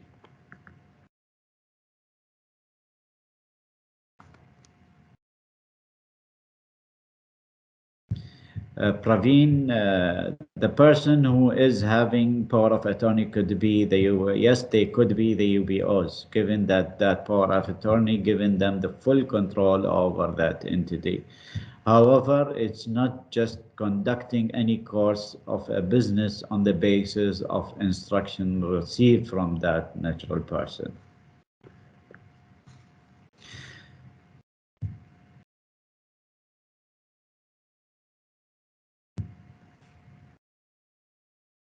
Yes, Marie, you have 3 partners, natural person, 34, 33, 33.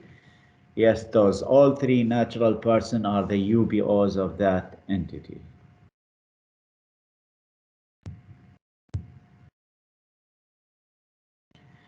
Joffin, we've already answered your question. It all depends, actually. If that entity is fully controlled by that listed company, then no, he is not a UBO.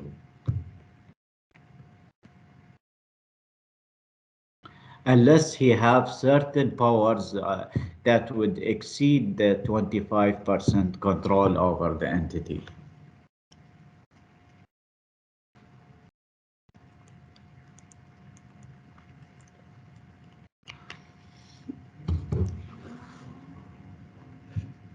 Which means that he, Joffin, let's say this person is fully following the orders of another of that listed entity, then he's not really the UBO. He's just there on the basis of following the orders of that listed company.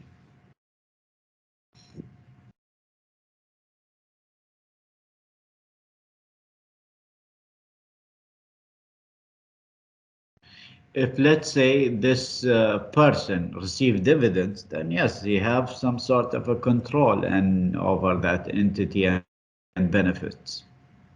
So it all, as the case may be, it's you will have more clarity on the type of relation that exists there.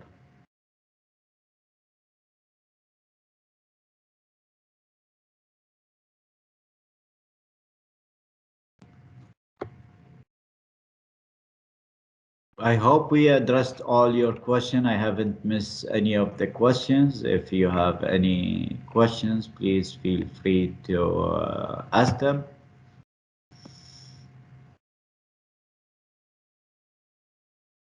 I think you can find it online if you just like Google the safe zone and go to their website. You will find all their contact details there.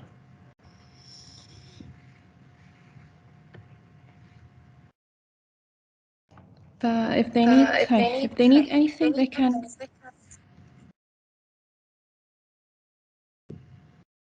Okay, they can send an email through compliance@safezone.com. Also, if they have any questions So in regards to Hamriyah, we can also they can address the question to us at compliance Hamriyah Free Zone.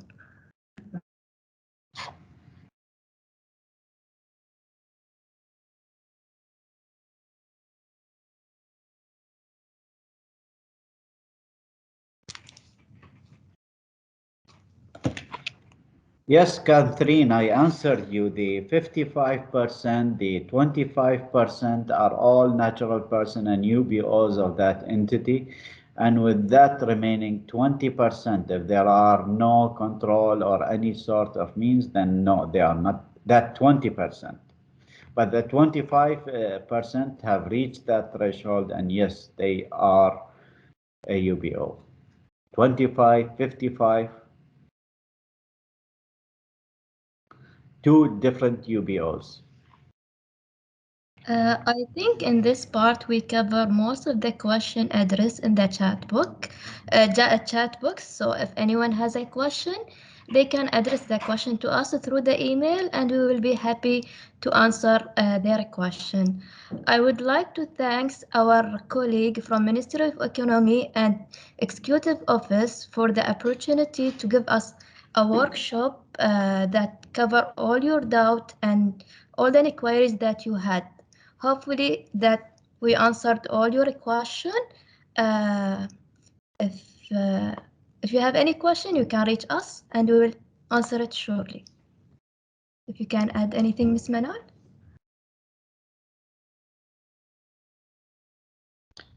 Thank you, Mr. Abid, and thank you, the Executive Council, Ms. Fawzia.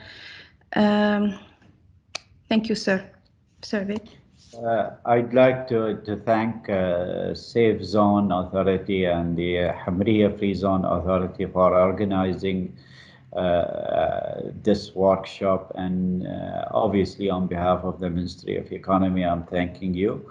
And also the Executive Office for AML-CTF, we thank them for their contribution to this workshop, and we hope that we've really delivered the good content to your audiences, and it was beneficial to them. Thank you so much. And I thank all attendees also for bearing with us all these long hours and attending this session. Thank you. Thank you.